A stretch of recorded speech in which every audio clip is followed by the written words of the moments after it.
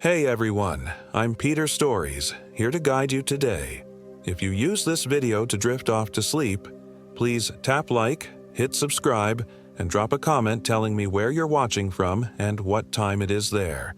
Now settle in, get cozy, and let yourself relax.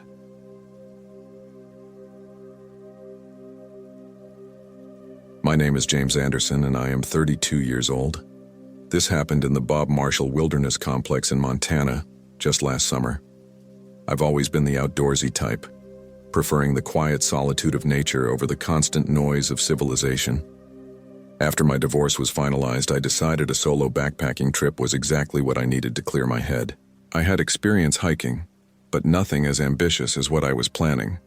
A week-long trek through one of Montana's most remote wilderness areas. I'd researched the Bob Marshall Wilderness extensively. Over 1 million acres of pristine forest, mountains, and valleys with minimal human presence. Local hiking forums recommended specific trails that would take me past stunning features like Chinese Wall, a limestone cliff formation stretching for miles. What appealed to me most was how isolated it would be. I wanted to disappear for a while, to find myself again in the silence. The first 2 days went perfectly. The June weather was mild, my pack was well stocked, and I was making good progress along my planned route.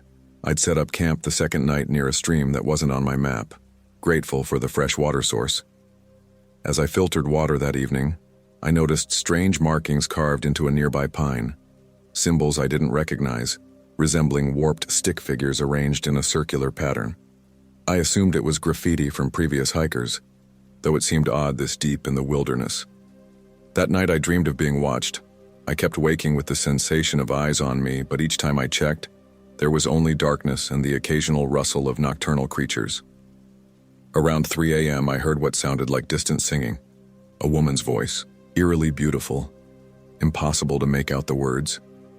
I told myself it was just the wind. On my third day, I noticed tiny details that seemed off. Bird calls would suddenly stop as I walked through certain areas.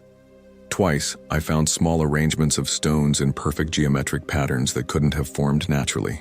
I told myself there were logical explanations, but a crawling sensation had settled at the base of my neck and wouldn't leave.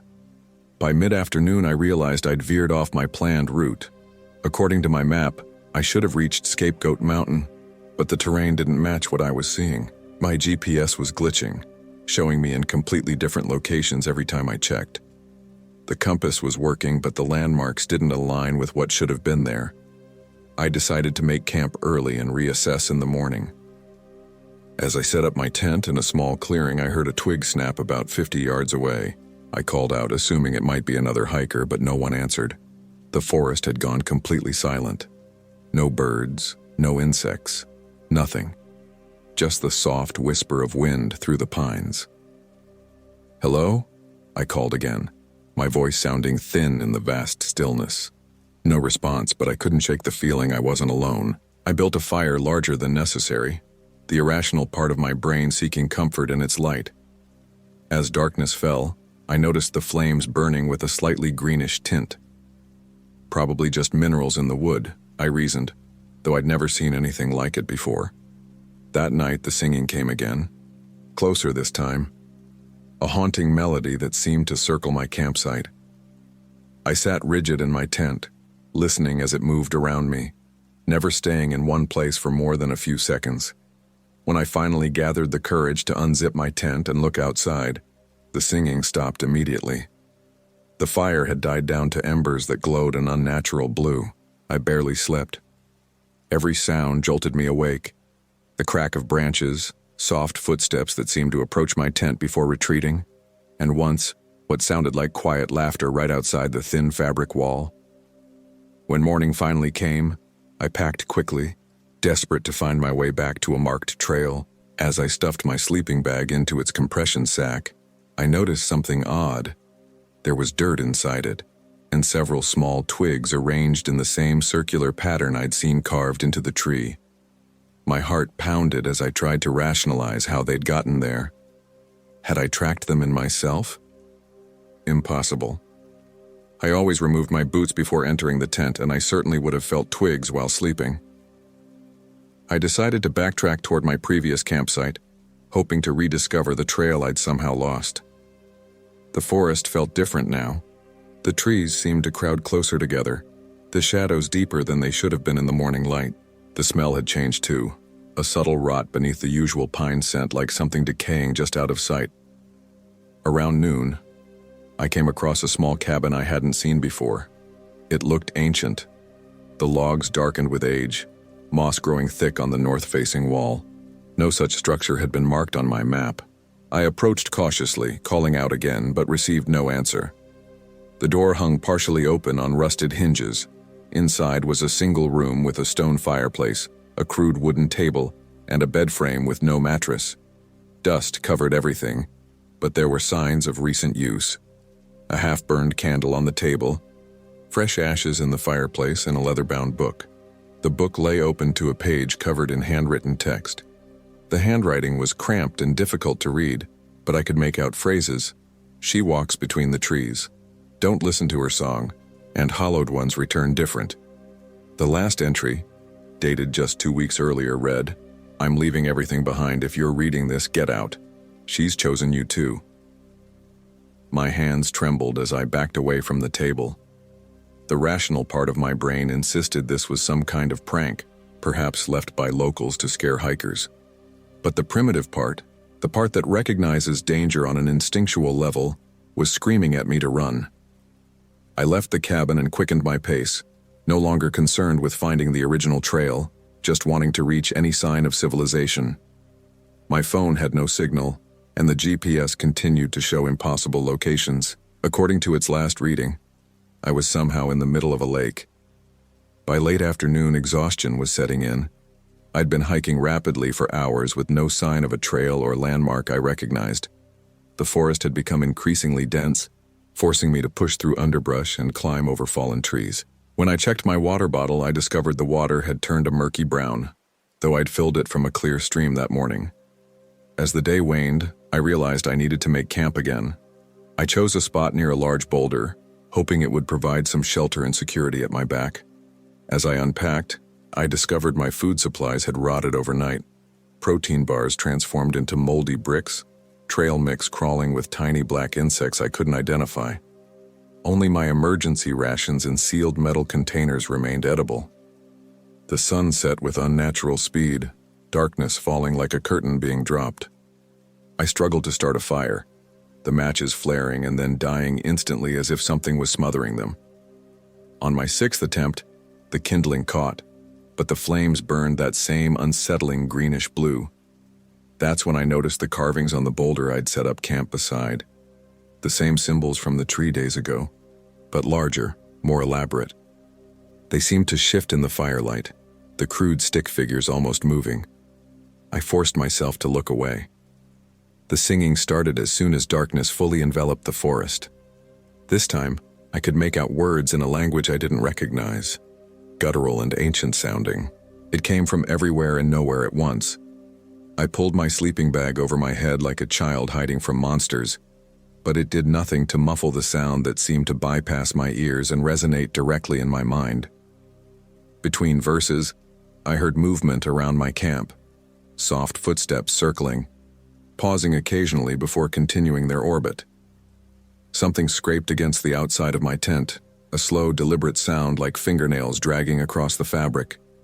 I lay perfectly still, barely breathing, as the sounds continued for what felt like hours.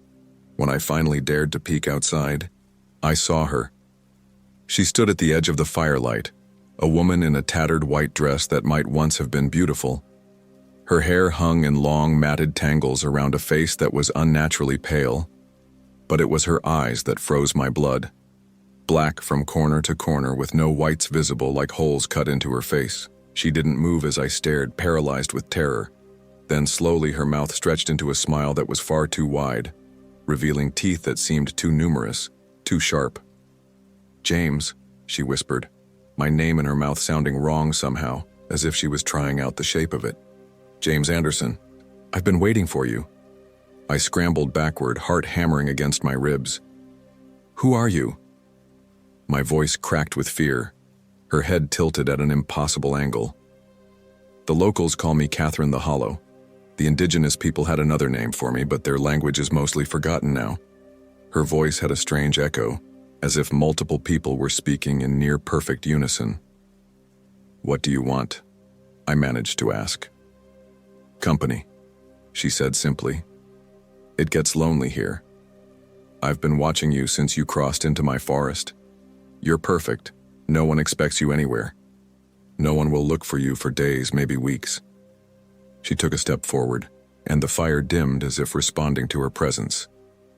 "Don't worry, James, I won't kill you. That would be wasteful. I'll just hollow you out a bit. Take what I need. You'll still walk and talk, just differently." I lunged for my backpack, grabbing my knife. A pathetic defense, but all I had. Catherine laughed, the sound like breaking glass. "Others have tried that. The knife won't help you, nothing will." As she spoke, I noticed movement behind her. Dark shapes emerging from between the trees, people walking with stiff, unnatural gaits. As they drew closer, I could see their faces, blank-eyed and expressionless, moving as if pulled by invisible strings. There must have been a dozen of them, men and women of various ages, all wearing hiking clothes in different states of disrepair. "My family," Catherine said proudly, "collected over the years. None as perfect as you'll be, though." One of the figures stepped into the firelight, a man about my age with empty eyes and slack features. Around his neck was a fresh-looking Park Service badge. "Ranger Tom Miller," Catherine introduced him with a mocking formality. "He came looking for missing hikers 2 weeks ago. Now he helps me find new friends." The horror of the situation crashed over me in waves. These people weren't just missing, they were still here, trapped in their own bodies, puppets for whatever Catherine was. I did the only thing I could. I ran. Crashing through the underbrush, I abandoned everything except the knife in my hand and the small flashlight I'd managed to grab. Behind me, I heard Catherine's laughter and the sound of multiple people in pursuit, moving with the coordination of a hunting pack. I had no direction, no plan beyond putting distance between myself and those hollow-eyed people. My flashlight beam bounced wildly as I ran, illuminating trees that all looked the same, offering no indication of which way might lead to safety. After what felt like hours of panicked flight, I collapsed against a tree, lungs burning, legs trembling with exhaustion. The forest had gone silent again. No sounds of pursuit, but also no natural noises, just the pounding of my heart and my ragged breathing. As my breathing slowed, I heard it. Water. Running water. A river or large stream. Relief washed over me. Water meant a potential path out, or at least a clear route to follow. I moved toward the sound, careful now to stay quiet. The trees thinned as I approached the rushing water, moonlight reflecting off its surface. I recognized it as the South Fork of the Flathead River, much wider and faster flowing than it should have been in this season. If I could follow it northward, it would eventually lead to roads and ranger stations. As I took my first step toward the riverbank, a hand closed around my ankle. I screamed, jerking away, but the grip tightened. From the ground, half buried in the dirt and pine needles, a woman's face stared up at me with those same black, empty eyes.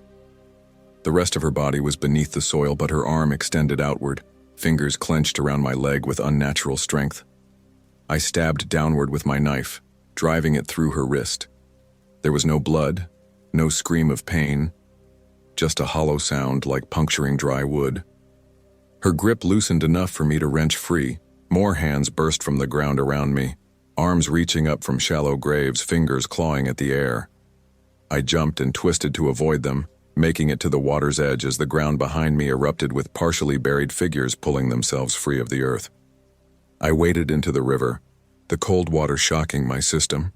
The current was stronger than I anticipated, immediately pulling at my legs. Behind me, the hollow people had fully emerged, dirt falling from their clothes as they formed a line along the bank. Catherine stood in their midst, her black eyes reflecting the moonlight. "You can't escape, James," her multi-toned voice carried clearly over the water. "This forest is mine. Every tree, every rock, every drop of water. Where do you think you're going?" "Away from you," I shouted back, pushing further into the current. She smiled that too wide smile again. "We'll find you. We always do. But go ahead. Run. The chase makes the hollowing so much sweeter." The current caught me then, sweeping me downstream. I fought to keep my head above water as the river carried me away from Catherine and her hollow followers. Their silhouettes grew smaller on the bank, but I could still hear Catherine's laugh echoing over the rush of water. The river became my salvation and my new terror. The freezing water numbed my body as I alternated between swimming and simply trying not to drown. Twice the current slammed me against rocks, leaving deep bruises and a gash on my shoulder. But each painful impact was preferable to what waited in the forest. Just before dawn, I managed to drag myself onto a gravel bar. I lay there shivering, utterly exhausted, watching the sky lighten from black to deep blue. For the first time in days, I heard normal forest sounds. Birds beginning their morning calls, the rustle of small animals in the underbrush. When I could move again, I followed the river northward on foot, staying close to the water. My clothes were soaked, I had no food, no shelter, and only a knife for protection. But the farther I walked from where I'd encountered Catherine, the more normal the forest seemed to become. Late in the afternoon, I stumbled upon an actual trail with proper blazes marking the path. An hour later, I encountered a group of day hikers who were alarmed by my appearance. Soaked, bloodied, wild-eyed with exhaustion and fear. They shared food and water, then helped me reach a ranger station near the benchmark trailhead. I told the rangers I'd gotten lost and fallen into the river. They accepted this explanation, attributing my obvious trauma to the near-drowning experience and exposure. I couldn't bring myself to tell them about Catherine and her hollow people. Who would believe such a story? 3 days later, as I was preparing to leave the small motel in Augusta where I'd been recovering, a park ranger named Sarah visited me. She sat across from me, her expression grave. "Mr. Anderson, we found your campsite," she said without preamble. My mouth went dry. "And?" "Your gear was there, but something unusual happened." She hesitated.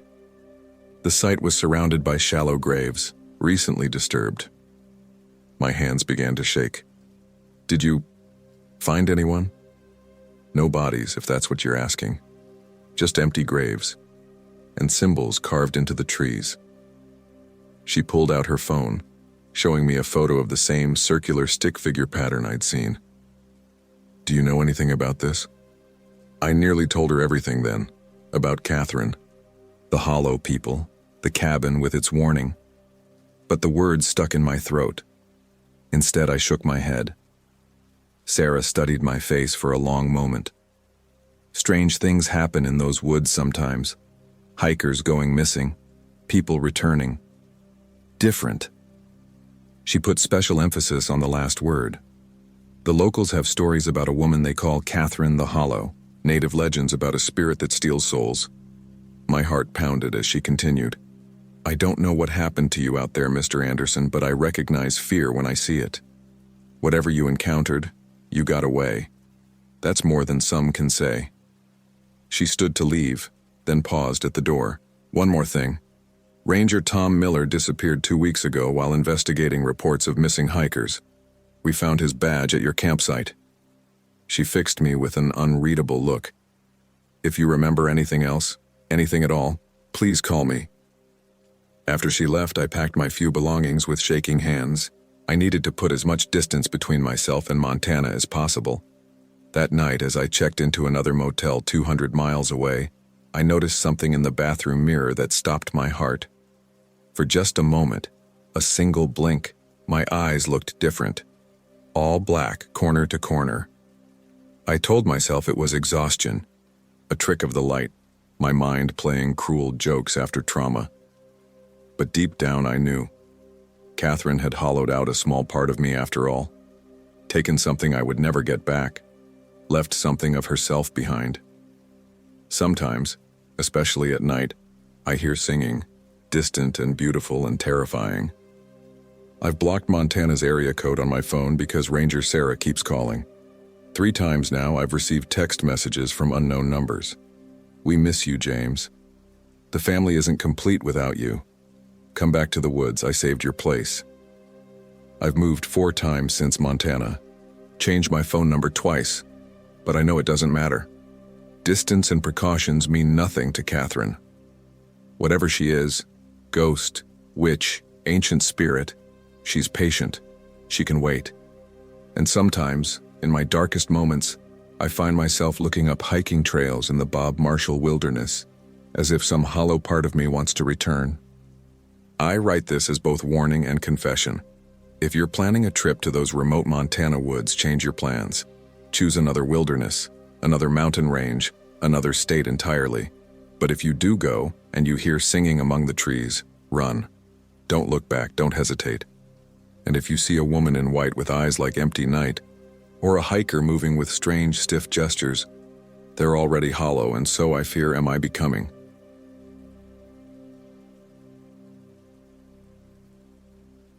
My name is Robert Johnson, and I am 34 years old. This happened in the summer of 2024, during what was supposed to be a solitary retreat in the wilderness of Montana's Glacier National Park. I'd always been drawn to solitude. After my divorce and the subsequent loss of my tech startup in Seattle, I needed space to rebuild myself. When my therapist suggested a complete disconnect from technology and city life, I decided on a 2-week backpacking trip through the remote eastern sections of Glacier National Park. I'd done some hiking before, read all the wilderness survival books, and packed everything the forums recommended. I thought I was prepared. The first 3 days were exactly what I needed. The majesty of the mountains, the crystal clear waters of St. Mary Lake, the endless skies. It all worked to wash away the failures and disappointments of the past year. I set up camp at different spots each night, always making sure to properly store my food away from the tent to avoid bear encounters. I'd heard the stories about grizzlies in Glacier, and I wasn't taking any chances. On the 4th day, I decided to venture off the marked trails. I wanted to explore the hidden valleys between Mount Wilbur and Swift Current Mountain, areas rarely trafficked by the average tourist. The ranger at the station had warned against it unless I was experienced, but I assured her I knew what I was doing.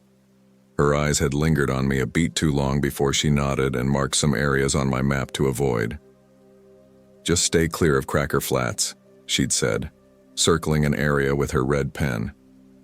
"That area's been having some issues lately." When I asked what kind of issues, she hesitated. "Probably nothing. Just some hikers reporting unusual activity. Likely just wildlife." I should have pressed her for details. By midday, I found myself in a particularly beautiful meadow bordered by dense pine forest. The wildflowers swayed in the gentle breeze, and nearby a small stream trickled over rocks. It was perfect for lunch. I spread out my tarp, unpacked my sandwich, and took in the view. That's when I noticed something odd about the tree line.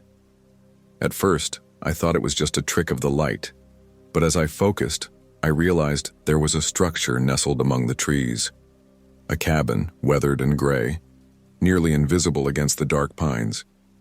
Curious, I packed up and headed toward it. The cabin looked abandoned. Its windows were clouded with grime, and the wooden steps leading to the porch had rotted through in places. A rusted tin chimney pipe jutted from the roof at an awkward angle. Someone had carved symbols into the doorframe, not the usual initials or dates you might expect, but strange angular marks that reminded me of the glyphs from my college linguistics textbook. Common sense told me to leave, but curiosity got the better of me. I carefully tested each step before putting my full weight on it and made my way to the door. It wasn't locked, just stuck from years of disuse. With a firm push, it creaked open. The interior was a single room with a stone fireplace, a rickety table, and a metal-framed bed with no mattress. Dust covered everything, but something felt off. Despite the abandoned appearance, there were no cobwebs, no signs of animals having made their way inside. It was as if the place existed in a bubble, untouched by time but also by nature itself. On the table sat an old leather-bound journal, and beside it, a small wooden box. I approached cautiously, fighting the growing urge to turn around and leave. The journal's pages were brittle but intact. Most entries were written in a tight, precise script detailing observations of local flora and fauna. It appeared to belong to a botanist or naturalist who had lived here sometime in the 1930s. The later entries grew increasingly erratic. The handwriting changed, becoming larger and more frantic. The content shifted from scientific observations to accounts of voices from the hollow, shadows moving against the wind, and eyes in the darkness. The final entry, dated June 17, 1938, simply read, "They've found a way in. God help me." A chill ran down my spine. I closed the journal and turned my attention to the box. It was carved from dark wood, with the same strange symbols as the doorframe etched into its surface. Something inside rattled when I picked it up. The lid was sealed with what looked like hardened wax or resin. That's when I noticed the silence. The birds had stopped singing. The breeze had died. Even the stream seemed to have quieted. The cabin suddenly felt 10 degrees colder. A floorboard creaked behind me. I whirled around, heart pounding, but saw nothing. Just the open door and the forest beyond. Yet I couldn't shake the feeling that I wasn't alone. I put the box down and backed toward the exit, the journal clutched in my hand. As I reached the doorway, a whisper drifted from the darkest corner of the room. "Stay." The voice was barely audible, somewhere between the sound of rustling leaves and a human whisper. I bolted. I ran back to the meadow, not slowing until I reached my discarded tarp. Only then did I realize I still had the journal. I should have dropped it, left it behind, but instead I stuffed it into my pack. I needed to understand what I'd experienced. The rest of the day passed without incident as I hiked toward my planned campsite near Swift Current Lake. I set up my tent, prepared dinner, and tried to dismiss the cabin as just an unsettling, abandoned place with an overactive imagination for company. By the time night fell, I'd almost convinced myself. As I settled into my sleeping bag, I opened the journal again, using my headlamp to illuminate the pages. I wanted to study it more carefully, to see if there were clues about what had happened to its owner. The early entries were meticulously cataloged observations, each plant specimen carefully described and sketched. The author identified himself as Dr. Thomas Blackwood, a botanist researching medicinal plants native to the glacier region. About midway through, the tone changed. Blackwood began writing about a discovery he'd made in what he called the Hollow, a depression in the earth near Cracker Flats. He described unusual plant specimens with properties that defy categorization and noted that the local Blackfeet guides refused to accompany him to the site, claiming it was forbidden ground. I froze. Cracker Flats. The same place the ranger had warned me about. Blackwood's later entries detailed his increasing obsession with the hollow and the strange flora that grew there. He wrote about brewing teas from the plants and experiencing visions of indescribable clarity. He claimed to have made contact with entities that exist beyond the veil of our limited perception. The final pages were almost unintelligible, filled with frantic scribbles, diagrams of the strange symbols, and repeated phrases. They speak through the roots. The forest has eyes. They're coming through. I closed the journal, deeply unsettled. Outside, the wind had picked up, whistling through the trees surrounding my campsite. Every rustle and crack made me flinch. I tucked the journal away and tried to sleep, but my mind kept returning to that whispered word in the cabin. Stay. Sleep eventually came, but with it came dreams. I was underground, moving through dark tunnels lined with pulsating roots that reached for me as I passed. They seemed to whisper, countless voices overlapping in a language that hurt my ears but that I somehow understood. They were calling me deeper, promising knowledge, power, communion with something ancient and vast. I woke gasping for air, my sleeping bag soaked with sweat despite the cold night. My headlamp flickered weakly. The batteries were dying. In the dim light, I saw something that made my blood run cold. Dirt. Fresh, moist earth scattered across the floor of my tent, and small, wriggling roots that had pushed up through the ground sheet. I scrambled out of the tent, flashlight in hand. The campsite looked normal, but the feeling of being watched was overwhelming. My light caught movement at the edge of the trees, a figure tall and thin, too thin to be human, slipping behind a trunk. I swept the beam back and forth, heart hammering in my chest, but saw nothing more. I couldn't stay there. I packed up as quickly as I could, leaving behind non-essentials in my haste. The sky was just beginning to lighten with pre-dawn gray as I set off, heading back toward the main trail. I needed to get to the ranger station. I needed people, civilization, fluorescent lights, and concrete. But as I walked, I realized I wasn't entirely sure of my location. The landmarks didn't match my map. Peaks that should have been to my west seemed to be northward now.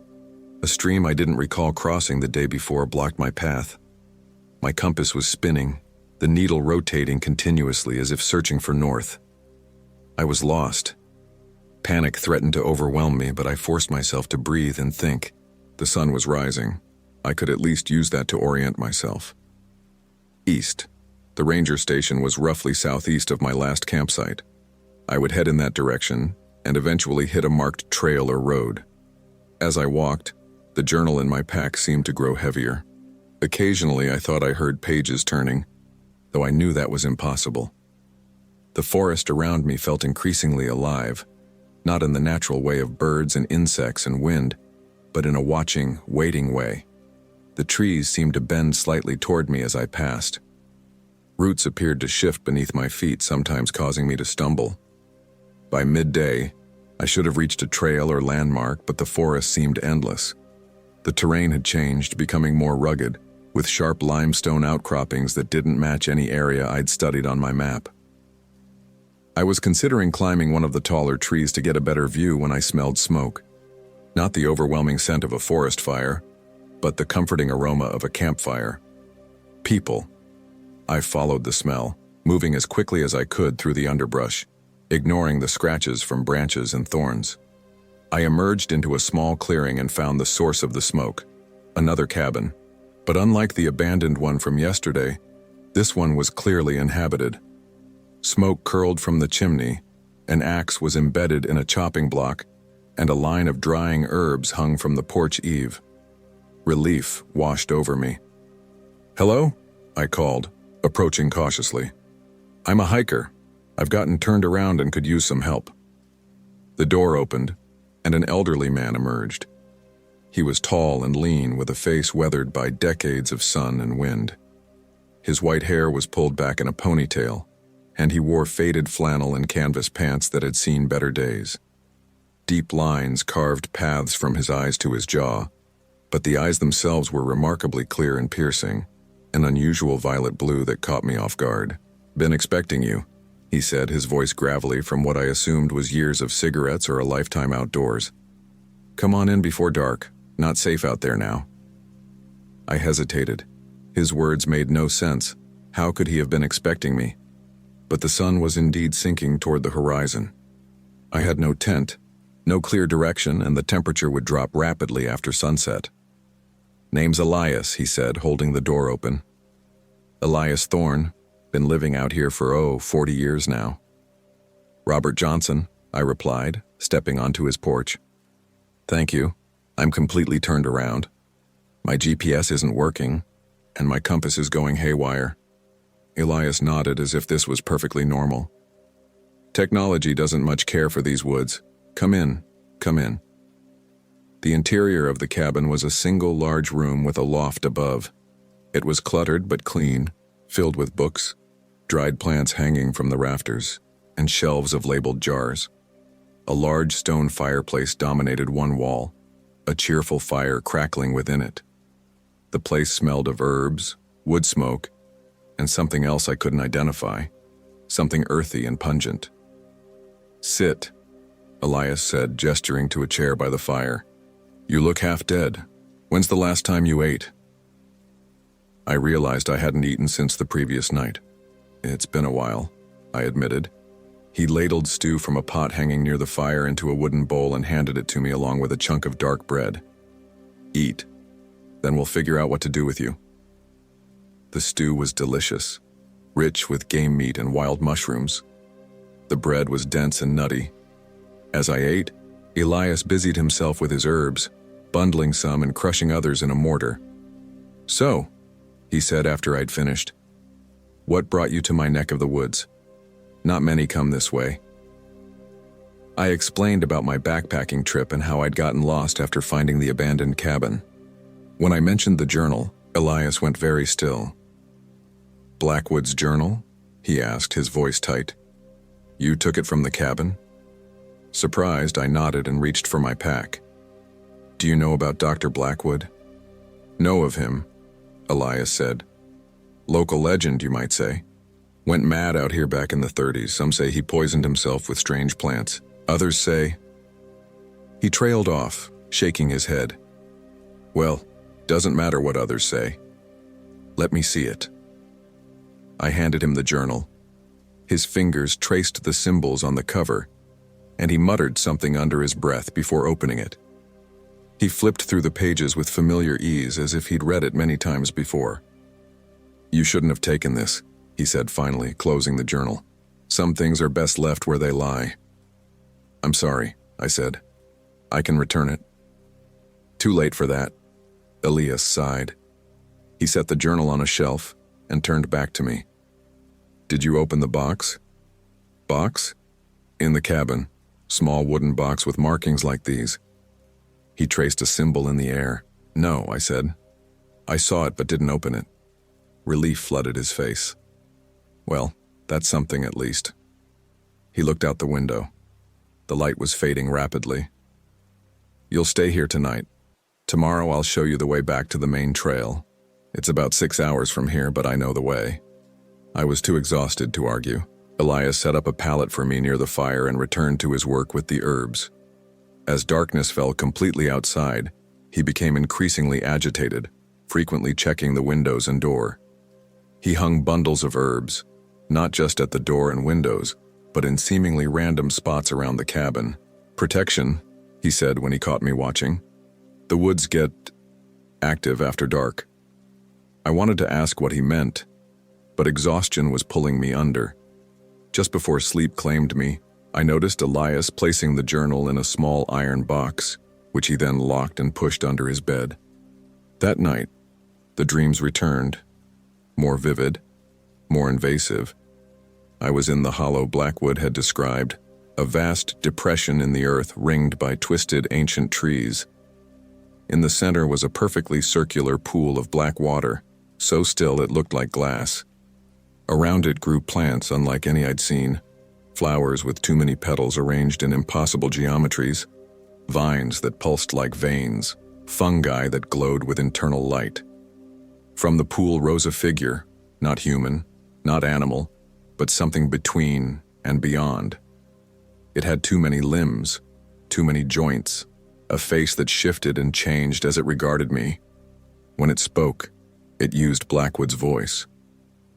"The deeper roots reach farther than you know. Down to where the old ones sleep, they're waking now, they need vessels." I tried to run, but roots erupted from the ground, wrapping around my ankles and pulling me toward the pool. The figure reached for me, its fingers elongating impossibly. "You're already part of it," Blackwood's voice continued from the creature's shifting mouth. "The spores are in your lungs. The tendrils are in your mind. You drank them in his stew." I woke with a silent scream, bolt upright on the pallet. The cabin was dark except for the dying embers in the fireplace. Something was wrong. The protective herbs Elias had hung were withered and black as if they'd been burnt without fire. "Elias?" I whispered. No answer. I rose unsteadily to my feet. The loft ladder was down, but I could see no sign of Elias in his bed above. The door was ajar, swinging slightly in a breeze I couldn't feel. Outside, the forest was alive with sound, not the normal chirps and rustles of nocturnal creatures, but a pulsing rhythmic sound like the beating of a massive heart. Between the beats I could hear voices, dozens, hundreds of them, whispering just below the threshold of comprehension. I shouldn't have gone outside. Every instinct screamed to barricade myself in the cabin to wait for dawn. But something pulled at me, a compulsion that felt partly like curiosity and partly like hunger. I stepped through the door. The night was clear, the moon nearly full, bathing the clearing in silver light.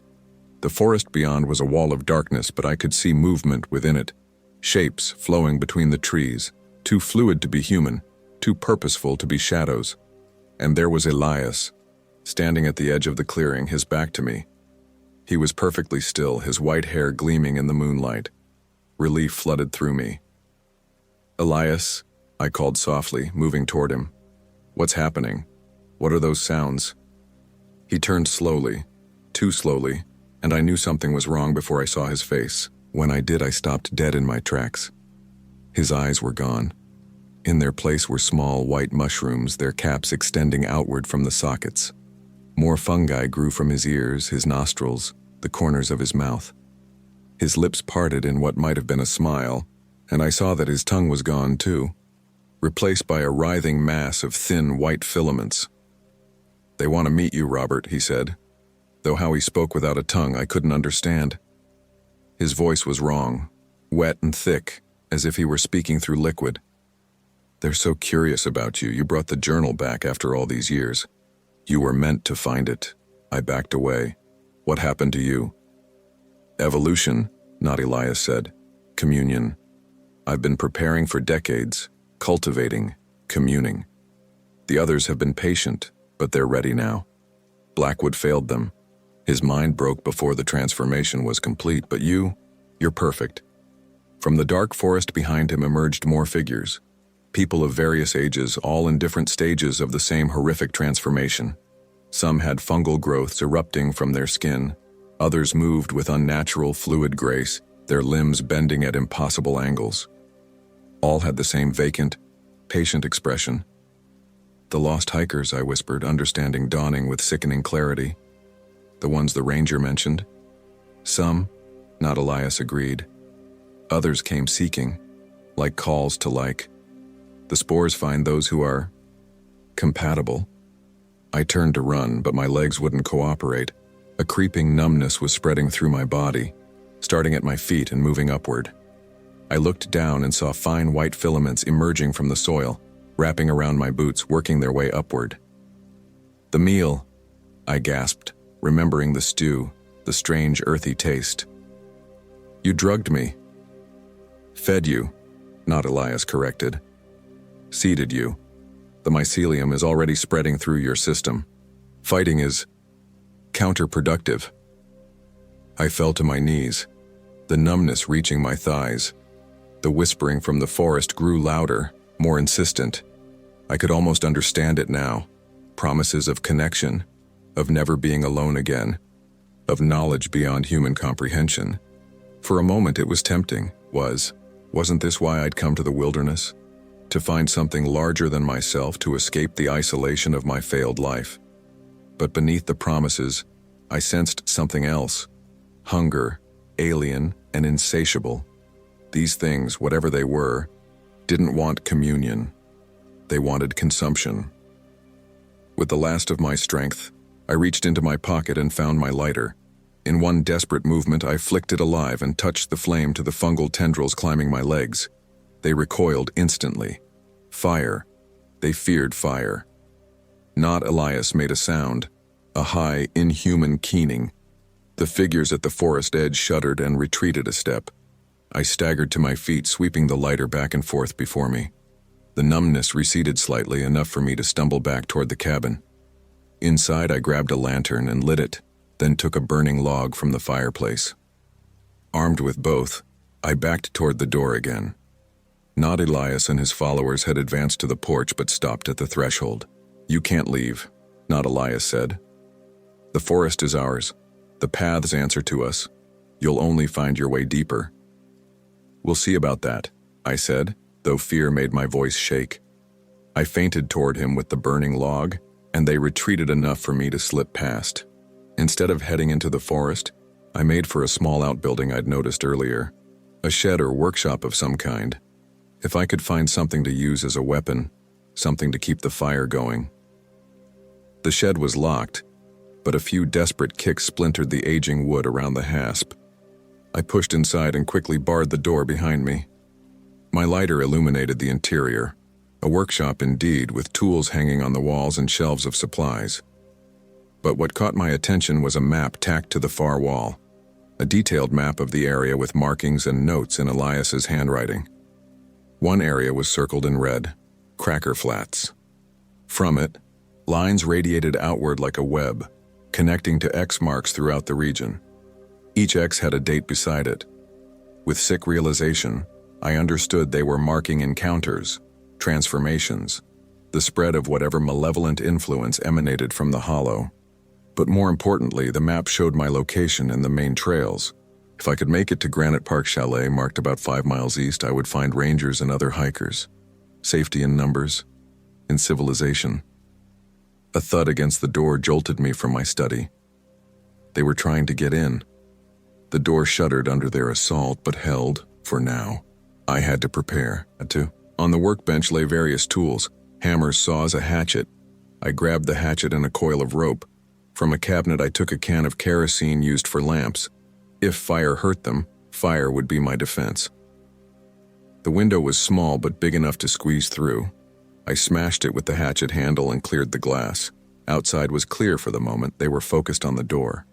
I doused my jacket with kerosene, prepared to light it if they got too close, then slipped through the window into the night. The moon provided just enough light to orient myself using the mental image of the map. East. I needed to go east toward the chalet. I set off at a run, the hatchet in one hand, lighter in the other, hoping to put as much distance between myself and the cabin as possible before they realized I was gone. I'd covered perhaps half a mile when the forest erupted with sound. That same keening noise not Elias had made, but magnified 100-fold, echoing from all directions. They knew I was gone. The chase had begun.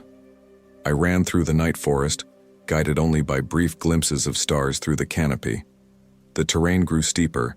I was climbing the flank of a mountain, which matched the map. If I could reach the ridge, I would have a clear view of my surroundings, maybe even see the lights of the chalet. Behind me, I heard them coming. Not the crash of bodies through undergrowth, but a smoother, more sinuous movement, like water flowing uphill. They were fast, unnaturally so. I wouldn't be able to outrun them for long. I needed a defensible position. As the slope steepened, the trees thinned, and soon I found myself scrambling up a rockfall, a jumbled mass of boulders at the base of a cliff. I climbed as high as I could, then wedged myself into a crevice between two massive rocks. From this vantage point, I could see down the slope I'd just climbed. They emerged from the tree line, a dozen or more figures moving with that strange, fluid grace. Not Elias was in the lead, his fungus-covered face turned upward, scanning the rocks. He couldn't see me, but somehow, he sensed my presence. "We only want to help you, Robert," he called, his ruined voice carrying clearly in the night air. "You're dying in inches in that world of steel and concrete. We offer rebirth." I didn't respond. Maybe if I stayed silent, perfectly still. "We can smell your fear," another voice said, a woman's, though similarly distorted. "We can taste the spores already growing in your lungs. You're already changing. Why fight it?"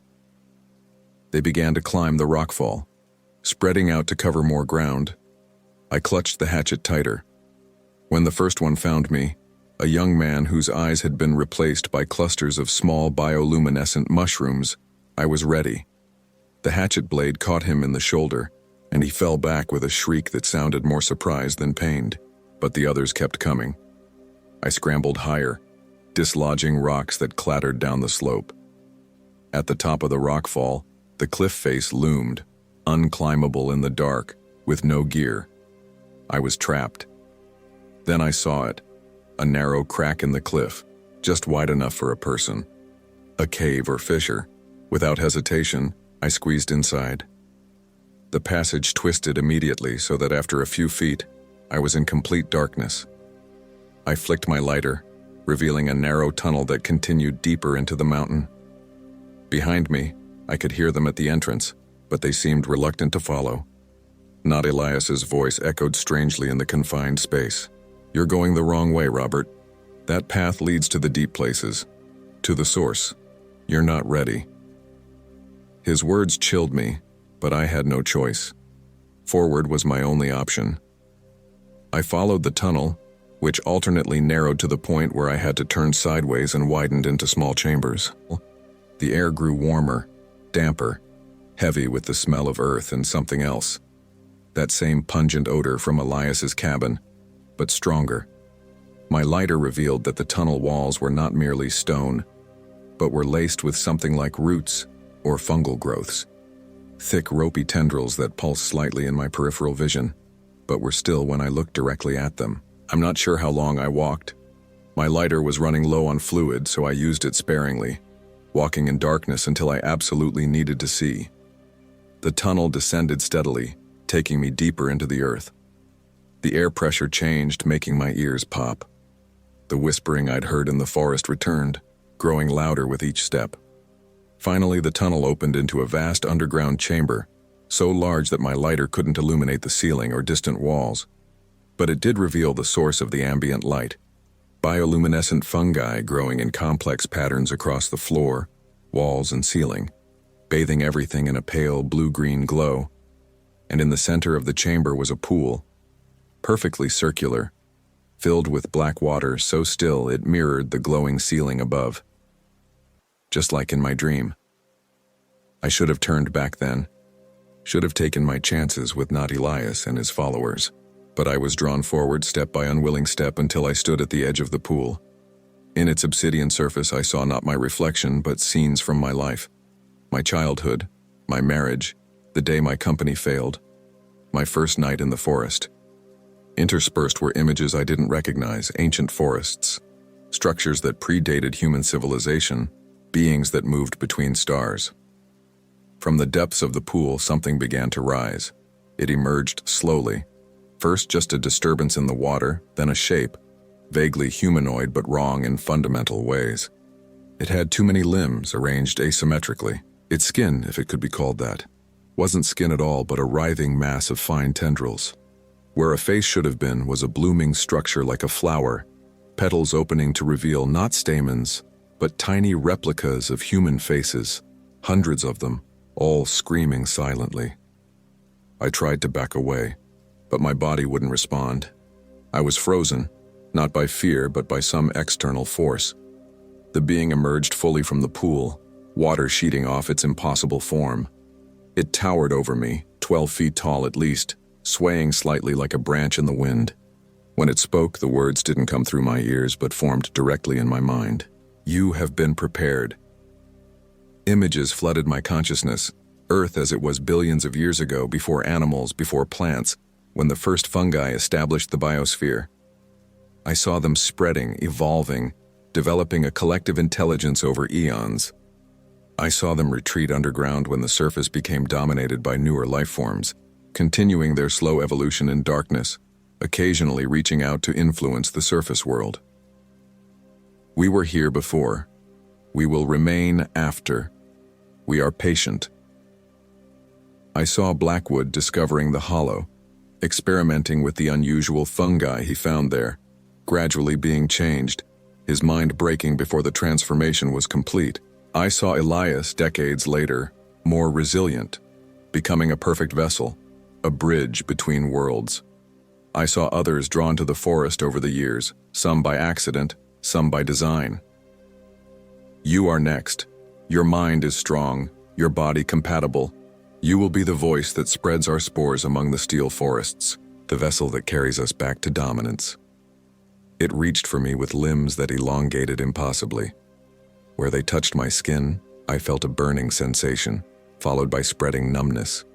I could feel them sinking into me, tendrils penetrating my flesh, seeking my bloodstream, my nervous system, my brain.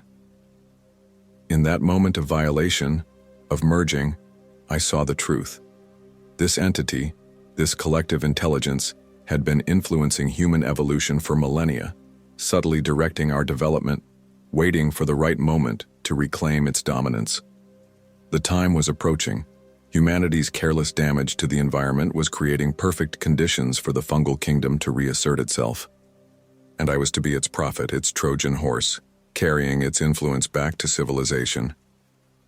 Something in me rebelled at this final revelation. Some core of self, of humanity, flared in defiance. With monumental effort, I raised the lighter still clutched in my hand and flicked it to life. The entity recoiled from the tiny flame, and in that moment of distraction, I found I could move again. I stumbled backward, Reaching into my pocket for the kerosene-soaked bandana I'd prepared, I lit it and threw it at the being. The effect was instantaneous and catastrophic. The entity erupted in blue-green flames that spread rapidly across its form. It emitted no sound, but the mental scream that tore through my consciousness brought me to my knees. The burning figure thrashed, its limbs whipping in all directions, striking the chamber walls and dislodging rocks from above. The chamber was collapsing. I ran for the tunnel entrance as boulders began to fall from the ceiling. Behind me, the pool's surface churned and bubbled, other shapes beginning to emerge, smaller versions of the burning entity, driven into a frenzy by its pain. I barely made it into the tunnel before a massive section of ceiling crashed down, sealing the entrance behind me. In the abrupt darkness, I fumbled with my lighter, but it was out of fluid. I would have to navigate blind. I pressed on, one hand on the wall, moving as quickly as I dared. The tunnel seemed different, narrower in places I remembered as wide, twisting in new directions. Several times I had to crawl through constrictions barely wide enough for my body. After what felt like hours, I saw a glow ahead. Not the blue-green bioluminescence of the fungi, but the warm, golden light of sunrise. The tunnel ended not at the cliff face where I'd entered, but in a small cave opening onto a mountainside I didn't recognize. I emerged into morning light, gulping fresh air. Below me stretched an alpine meadow filled with normal wildflowers, and beyond that the familiar peaks of Glacier National Park. In the distance I could see a building that had to be Granite Park Chalet. I made my way down to the meadow and followed a clear game trail toward the chalet. With each step away from the cave, the horror of the night receded slightly. By the time I reached the maintained trail, I had almost convinced myself it had been some kind of hallucinatory episode brought on by exhaustion and isolation. Almost. At the chalet, I reported being lost.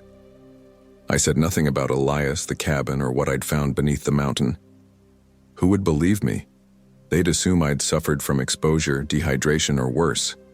I let the ranger believe I'd simply taken a wrong turn and spent a miserable night on the mountain before finding my way to the trail. She gave me water and food, then radioed for someone to drive me back to my car at the trailhead. As I waited, I noticed a bulletin board with missing persons flyers. One caught my eye, a black and white photo of a man in his 30s, date of disappearance 1983. The name below, Thomas Elias Thorne. I left Glacier that day and drove straight back to Seattle without stopping except for gas. In the months that followed, I tried to rebuild my life. I took a job at a tech startup, began therapy again, even started dating. On the surface, I was recovering. But at night, the dreams come. I see the pool, the entity, the faces. Sometimes I wake to find small white mushrooms growing in my houseplants that weren't there the day before. My doctor can't explain the recurring pneumonia-like symptoms, the strange clusters of bumps that occasionally appear on my skin, only to vanish days later. Last week, I found a small wooden box on my doorstep. The same box from the abandoned cabin, its strange symbols freshly carved. Inside was a single mushroom cap, ivory white with electric blue veins, and beneath it a note in handwriting I recognized from the journal. The deeper roots reach farther than you know. I burned it all that night in my fireplace and watched until nothing remained but ash. But I know it's not over. They're patient, they can wait. Sometimes when I look in the mirror, I catch a glimpse of something moving beneath my skin, something that doesn't belong there. And in quiet moments, I can hear them whispering. They're growing inside me, spreading, waiting. And part of me is beginning to wonder if resistance is merely postponing the inevitable, if perhaps communion wouldn't be so terrible after all. I'm writing this as a warning. If you're reading this and you're planning a trip to Glacier National Park, stay on the marked trails. If a ranger warns you about an area, heed that warning. And if you find a cabin in the woods, an old journal, or a wooden box with strange symbols, run. While you still can, while you're still human enough to want to.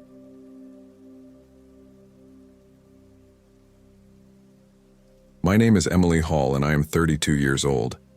This happened in the Bob Marshall Wilderness Complex in Montana, just northeast of Missoula. What started as a much-needed solo hiking trip turned into the kind of nightmare that follows you home. if you're lucky enough to make it home at all. I'd been working 60-hour weeks at a marketing firm in Seattle for 3 years straight. Burnout doesn't begin to describe what I was feeling. My therapist had been suggesting a digital detox for months, and when I finally cracked, sobbing in the office bathroom after a client meeting, I knew it was time. I booked a week off, packed my hiking gear, and headed to Montana. My plan was simple: a 5-day trek through the Bob Marshall Wilderness. The Chinese Wall, a limestone cliff formation stretching for miles, was my destination. I'd read about its breathtaking views in outdoor magazines and forums. Experienced hikers called it challenging but worth every blister.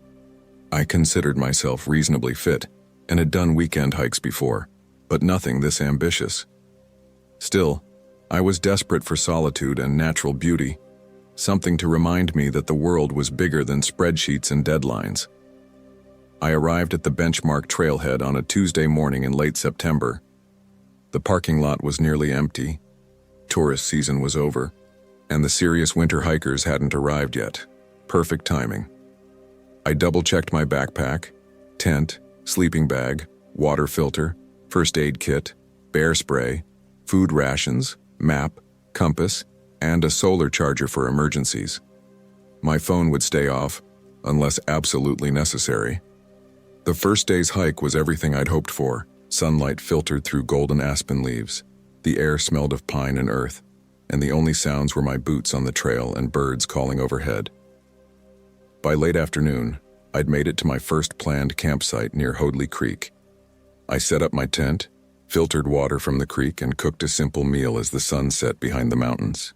That night I slept better than I had in years, lulled by the gentle sound of flowing water. The next morning brought a light drizzle, but my spirits remained high. I packed up and continued north toward my next destination, a small alpine lake beneath Dean Ridge. The trail grew steeper and my muscles burned pleasantly with exertion. Around midday, the rain stopped and the clouds parted enough to reveal stunning views of the valley below. I paused to eat an energy bar and take it all in. That's when I noticed the silence. No birds, no insects, not even the whisper of wind through trees. Just absolute crushing silence that pressed against my eardrums like cotton wool. I felt a chill that had nothing to do with the temperature. Every instinct told me something was wrong, but there was nothing visibly amiss. Just beautiful, empty wilderness stretching in all directions. I shook off the feeling and continued hiking. The trail narrowed as it wound through a dense stand of lodgepole pines. The trees crowded close on either side, their branches reaching out like grasping fingers. Several times I had to backtrack when the path seemed to vanish beneath fallen logs or rocky outcroppings. My phone's GPS showed I was still en route, but the landscape didn't match my map. Eventually, I decided to trust the map. Technology fails, especially in remote areas. By late afternoon, I still hadn't reached the lake. According to my calculations, I should have been there hours ago. The sky darkened with approaching evening and heavier clouds. I needed to make camp soon. Up ahead, the trail opened into a small clearing. Not ideal, but it would do. As I set up my tent, I noticed something odd about the clearing. A perfect circle of bare earth surrounded by trees. No fallen leaves, no undergrowth, just dark, almost black soil. In the center stood a single, twisted tree stump, its exposed roots writhing across the ground like petrified snakes. I didn't like it, but daylight was fading fast and I needed shelter. That night, the rain returned, pounding against my tent like angry fists. Wind whipped through the trees, creating a cacophony of creaking wood and rustling leaves. I lay awake, my sleeping bag pulled tight around me, listening to the storm and trying to ignore my growing unease. Just as I was finally drifting off, a sound cut through the tempest, a long, keening wail that was neither animal nor human, but somehow both. I bolted upright, fumbling for my headlamp. The narrow beam cut through the darkness of my tent, but revealed nothing unusual. The cry came again, closer this time, sir. My heart hammered against my ribs as I reached for my bear spray. Whatever was making that sound, I didn't want to meet it. Minutes stretched into hours as I sat frozen, straining to hear above the storm.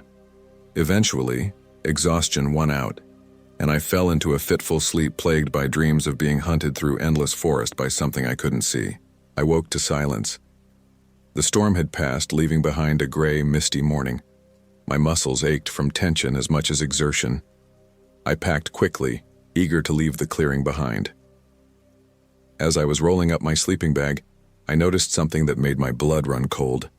A perfect circle of small white mushrooms had sprouted overnight around my tent, a fairy ring. I'm not superstitious, but even I knew the folklore. Fairy rings were supposed to be doorways to other realms, places where the veil between worlds was thin. In that moment, alone in the wilderness with the memory of that inhuman wail still fresh in my mind, I could almost believe it. I shouldered my pack and consulted my map. If I continued northwest, I should reach Blackleaf Pass by evening. From there, it was a straight shot to the ranger station at the Chinese Wall. I had a sudden, desperate desire to see another human face. The day's hike took me higher into the mountains. The trail grew increasingly difficult to follow, often disappearing entirely under thick carpets of moss or fallen trees. Several times I found myself backtracking or bushwhacking through dense undergrowth. The mist never lifted, limiting visibility to just a few yards ahead.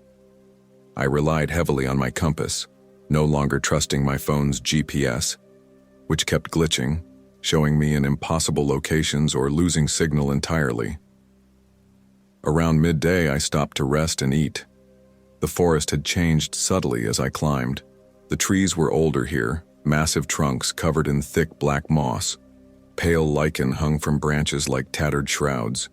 There were no signs of wildlife, no droppings, no tracks, no birdsong. Just that oppressive silence broken only by my own breathing and the occasional drip of condensation from leaf to earth. As I was packing away my lunch, I noticed something carved into the trunk of a nearby tree. A crude symbol resembling a stick figure with elongated limbs and no head. Below it, someone had carved a single word: hunger. A harmless prank from another hiker, I told myself. Just someone trying to scare travelers. It worked. I hurried away from the carved tree, pushing myself harder up the mountain. An hour later, I found a similar carving on another tree, then another, and another. Always the same headless figure, always the same word: hunger. The further I went, the more frequent they became, until it seemed every tree bore the disturbing mark. I checked my map again, desperate for reassurance. According to it, I was approaching Blackleaf Pass, though the terrain didn't match the contour lines I was seeing. The mist had thickened into a dense fog that swirled around me like a living thing. Visibility dropped to mere feet. I began to worry about missing the trail entirely or walking off a cliff edge. Just as panic threatened to overwhelm me, the trees thinned and the ground leveled out. I had reached a pass of some kind. Through gaps in the fog, I could make out rocky slopes rising on either side. This had to be Blackleaf Pass. Relief washed over me. I was on the right track after all. In the center of the pass stood a stone cairn about 4 feet tall. A trail marker, I assumed. As I approached, I noticed small objects tucked between the stones. Pieces of colored cloth, bundles of herbs, small animal bones, and what looked disturbingly like human teeth. A chill ran through me. This wasn't a trail marker.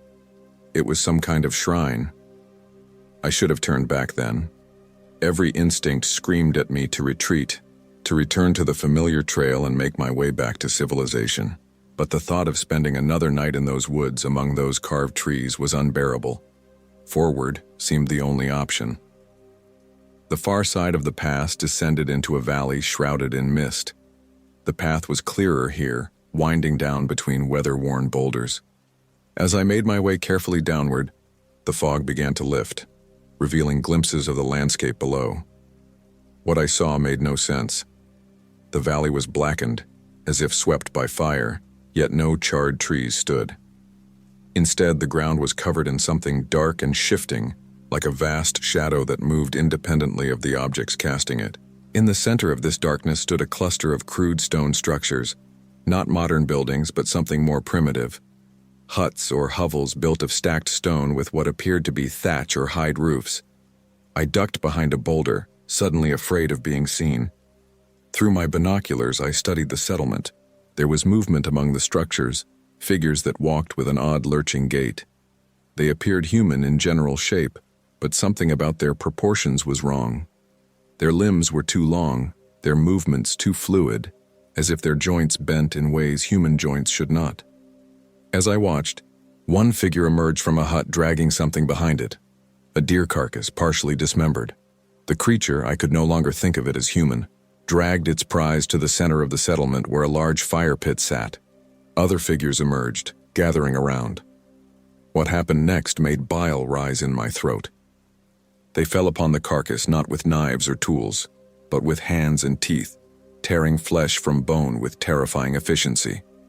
Their movements were frenzied, almost convulsive as they gorged themselves. Even from my distant vantage point, I could hear the wet sounds of feeding and guttural vocalizations that resembled no language I'd ever heard. I had to get out of there. Keeping low, I began to edge backward up the trail. I'd find another way around, another path to the ranger station, anything to avoid going through that valley of horrors. My boot dislodged a small stone, sending it clattering down the path. The feeding stopped instantly. As one, the creatures turned toward the sound, toward me. I caught a glimpse of pale, gaunt faces with eyes like black pits, and mouths stretched impossibly wide, crowded with needle-like teeth. One let out a cry, the same keening wail I'd heard the night before. I ran, abandoning all pretense of stealth. I scrambled back up the path toward the pass, my pack bouncing painfully against my back. Behind me came the sound of pursuit, not the heavy footfalls I would expect from human hunters, but a light, skittering sound like too many legs moving too quickly over stone. I reached the pass, lungs burning, and risked a glance back. They were coming, a dozen or more twisted figures flowing up the path with unnatural speed. Their movements reminded me of spiders, all angles and impossible coordination.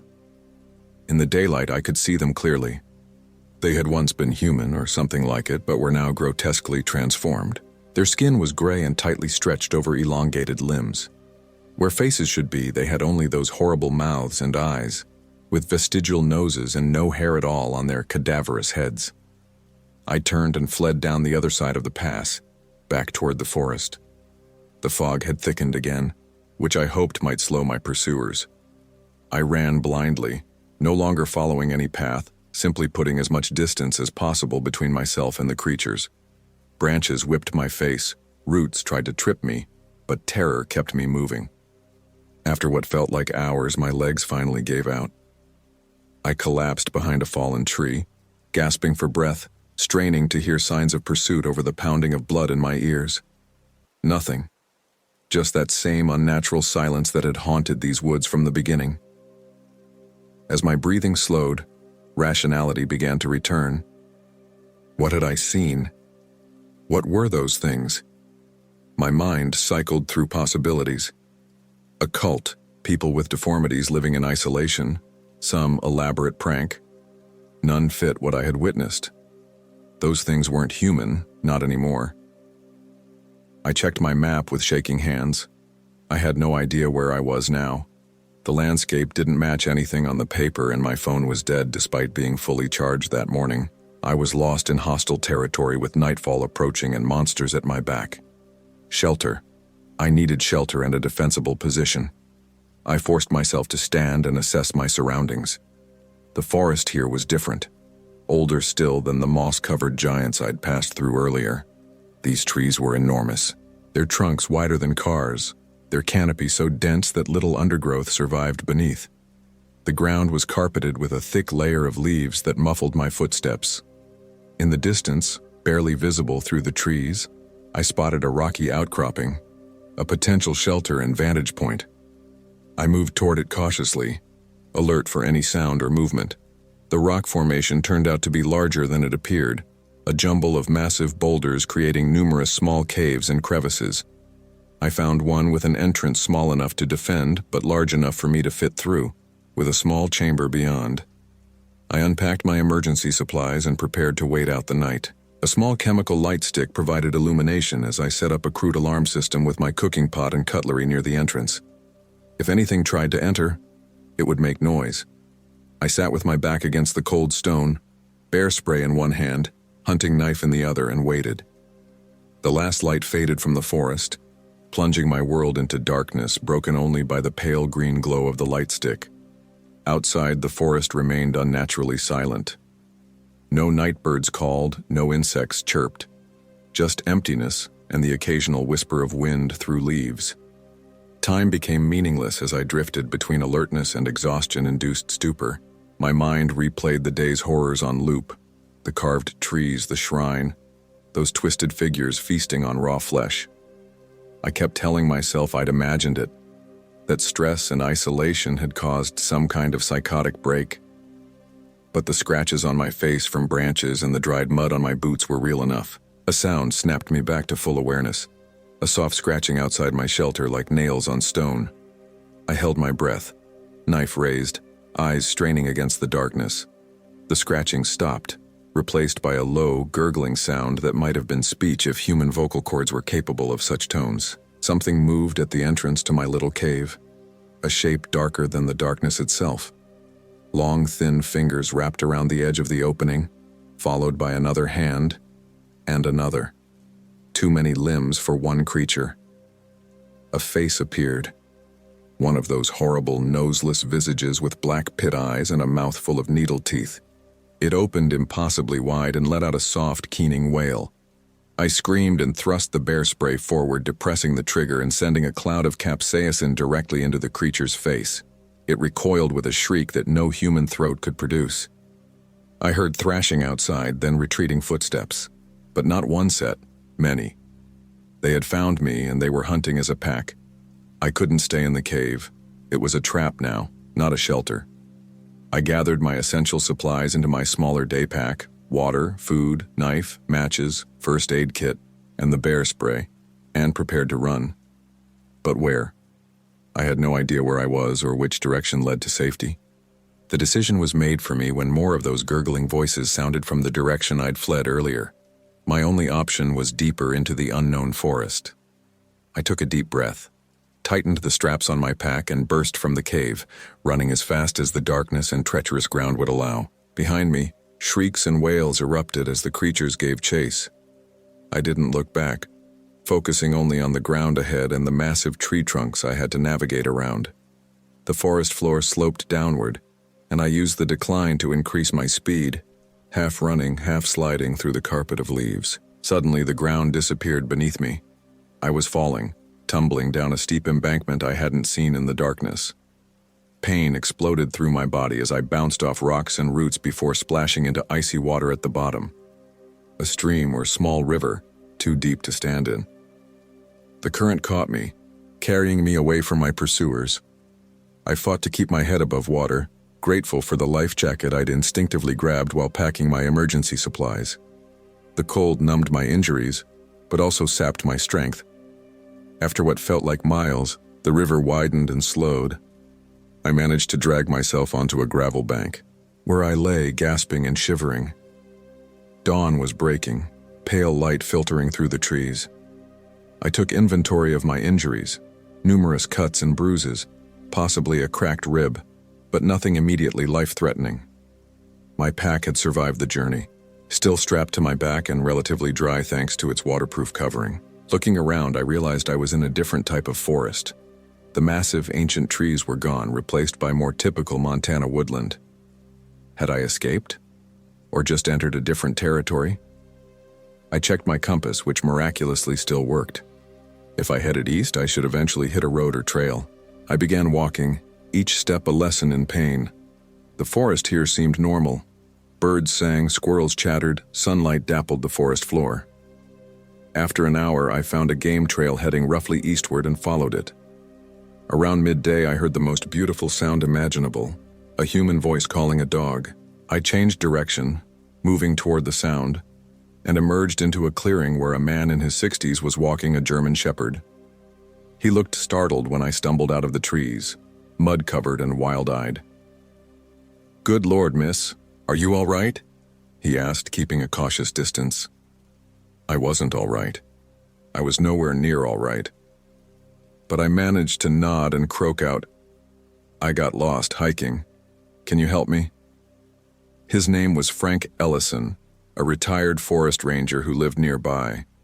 He led me to his cabin where his wife, Martha, helped clean me up and tend to my injuries while Frank called the authorities. I told them I had gotten lost and fallen into the river, a simplified version of events that didn't include inhuman creatures or impossible geography. They nodded sympathetically, clearly believing I was suffering from exposure and trauma. A park ranger arrived a few hours later. Ranger Sarah Blackwood listened to my sanitized story with professional concern, occasionally making notes. When I mentioned starting at the benchmark trailhead and heading toward the Chinese wall, she frowned. "That's odd," she said. "You're nowhere near there now. You're in the Helena Lewis and Clark National Forest, about 20 miles east of where you should be. There's no way the river could have carried you this far." I had no explanation that wouldn't sound insane. Later, as I sat wrapped in blankets sipping hot chocolate, Ranger Blackwood stepped outside to make some calls. I overheard fragments of her conversation through the open window. "Third one this season, same story. Blackleaf area. No, we've searched there repeatedly. I know, but the geography doesn't make sense. Maybe we should close those trails temporarily." When she came back inside, I gathered my courage and asked, "Has this happened before? People getting lost in that area?" She hesitated before answering. "There have been a few incidents. The Bob Marshall Wilderness is vast and it's easy to get turned around." "What about Blackleaf Pass?" I pressed. "Is that a real place?" Another hesitation. "There's no officially named Blackleaf Pass on our maps, but locals sometimes use that name for an area deep in the wilderness. It has a bad reputation. Old mining accidents, disappearances over the years. Nothing confirmed, just campfire stories." "And the carvings? The headless figures?" Her expression shifted subtly. "You saw those?" I nodded. Ranger Blackwood sighed and lowered her voice. "Those turn up every few years. We remove them, but they always come back. Some kind of local cult activity, we think. Probably the same people responsible for the animal mutilations we occasionally find." "Not animal mutilations," I whispered, the image of those creatures feeding flashing in my mind. "They're hunting. They're hungry." The ranger gave me a concerned look. "You've been through a traumatic experience, Ms. Hall. Rest now. We can talk more later." But we never did. The official report listed me as a lost hiker, saved by luck and a local Good Samaritan. My injuries were attributed to falls and exposure. When I tried to tell the full story to a different ranger the next day, I was given pamphlets about wilderness safety and the psychological effects of survival situations. No one believed me. Why would they?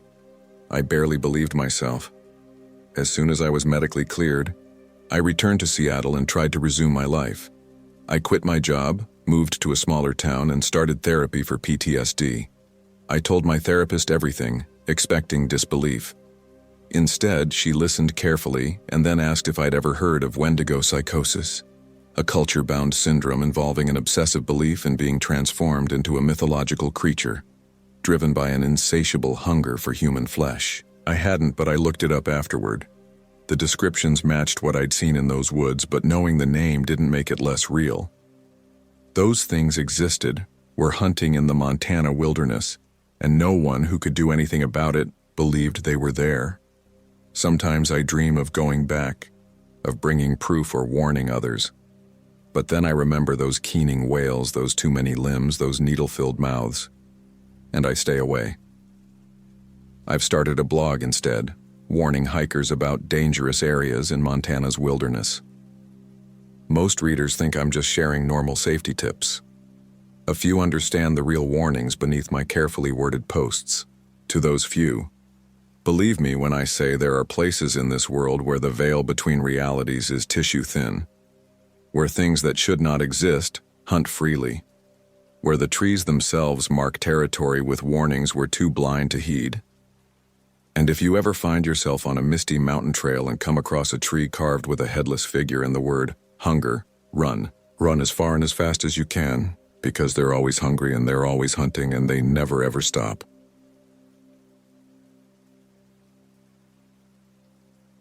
My name is Robert Johnson and I am 34 years old. This happened in the Bitterroot Mountains of Montana, just south of Trapper Peak. I've always considered myself a practical man.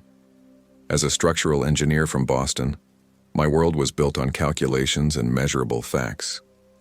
So when my girlfriend Melissa Scott suggested we take a wilderness backpacking trip to reconnect with nature, after my recent promotion had me working 70-hour weeks, I agreed. A change of scenery might help clear my head, I thought. We planned a 5-day trek through a remote section of the Bitterroot National Forest. Melissa had picked up hiking in college and went on at least one serious trip each year. For me, this would be my first real wilderness experience. I bought all the recommended gear: moisture-wicking clothes, hiking boots with ankle support, a lightweight tent, and a top-of-the-line backpack. We packed freeze-dried meals, water purification tablets, first aid supplies, and enough layers to handle Montana's unpredictable weather. The trip started beautifully. We flew into Missoula on a Tuesday morning in late September, rented a Jeep and drove the winding road to the West Fork trailhead. The Forest Service ranger who checked our permit warned us about the isolated location we'd chosen. "Not many folks head that deep into Baker Creek area this time of year," she said, studying our planned route. "Beautiful country, but the weather can turn fast. You two experienced hikers?" Melissa nodded confidently while I fumbled with the straps on my brand new backpack. "Just stay on the marked trails," the ranger continued, "and be sure to hang your food. We've had reports of unusual animal activity up that way." "What kind of unusual activity?" I asked. She shrugged. "Probably nothing. Some hikers claiming they heard strange noises at night. Could be anything. Wolves, mountain lions, even a bear looking for one last meal before hibernation." She handed back our permit with a tight smile. "You should be fine. Just keep your wits about you." We started hiking around noon. The trail began gently enough, winding through sun-dappled ponderosa pines. The air smelled of resin and wildflowers, and the only sounds were birdsong and the crunch of our boots on the path. I felt the tension of the past months begin to melt away as we walked deeper into the forest. By late afternoon, we'd climbed nearly 2,000 feet in elevation. The pines gave way to firs and spruce, their branches filtering the sunlight into ghostly beams that danced across the forest floor. The temperature dropped noticeably as shadows lengthened across the trail. "Let's set up camp before dark," Melissa suggested, pointing to a small clearing about 20 yards off the trail. "There's a stream nearby for water." We pitched our tent, collected water, and hung our food bag from a tall fir about 100 yards from our campsite. I built a small fire, and we ate our freeze-dried stroganoff while watching the flames dance. The stars emerged one by one as darkness fell, until the sky was a dazzling tapestry of light. It was peaceful, more peaceful than I'd felt in months. "See?"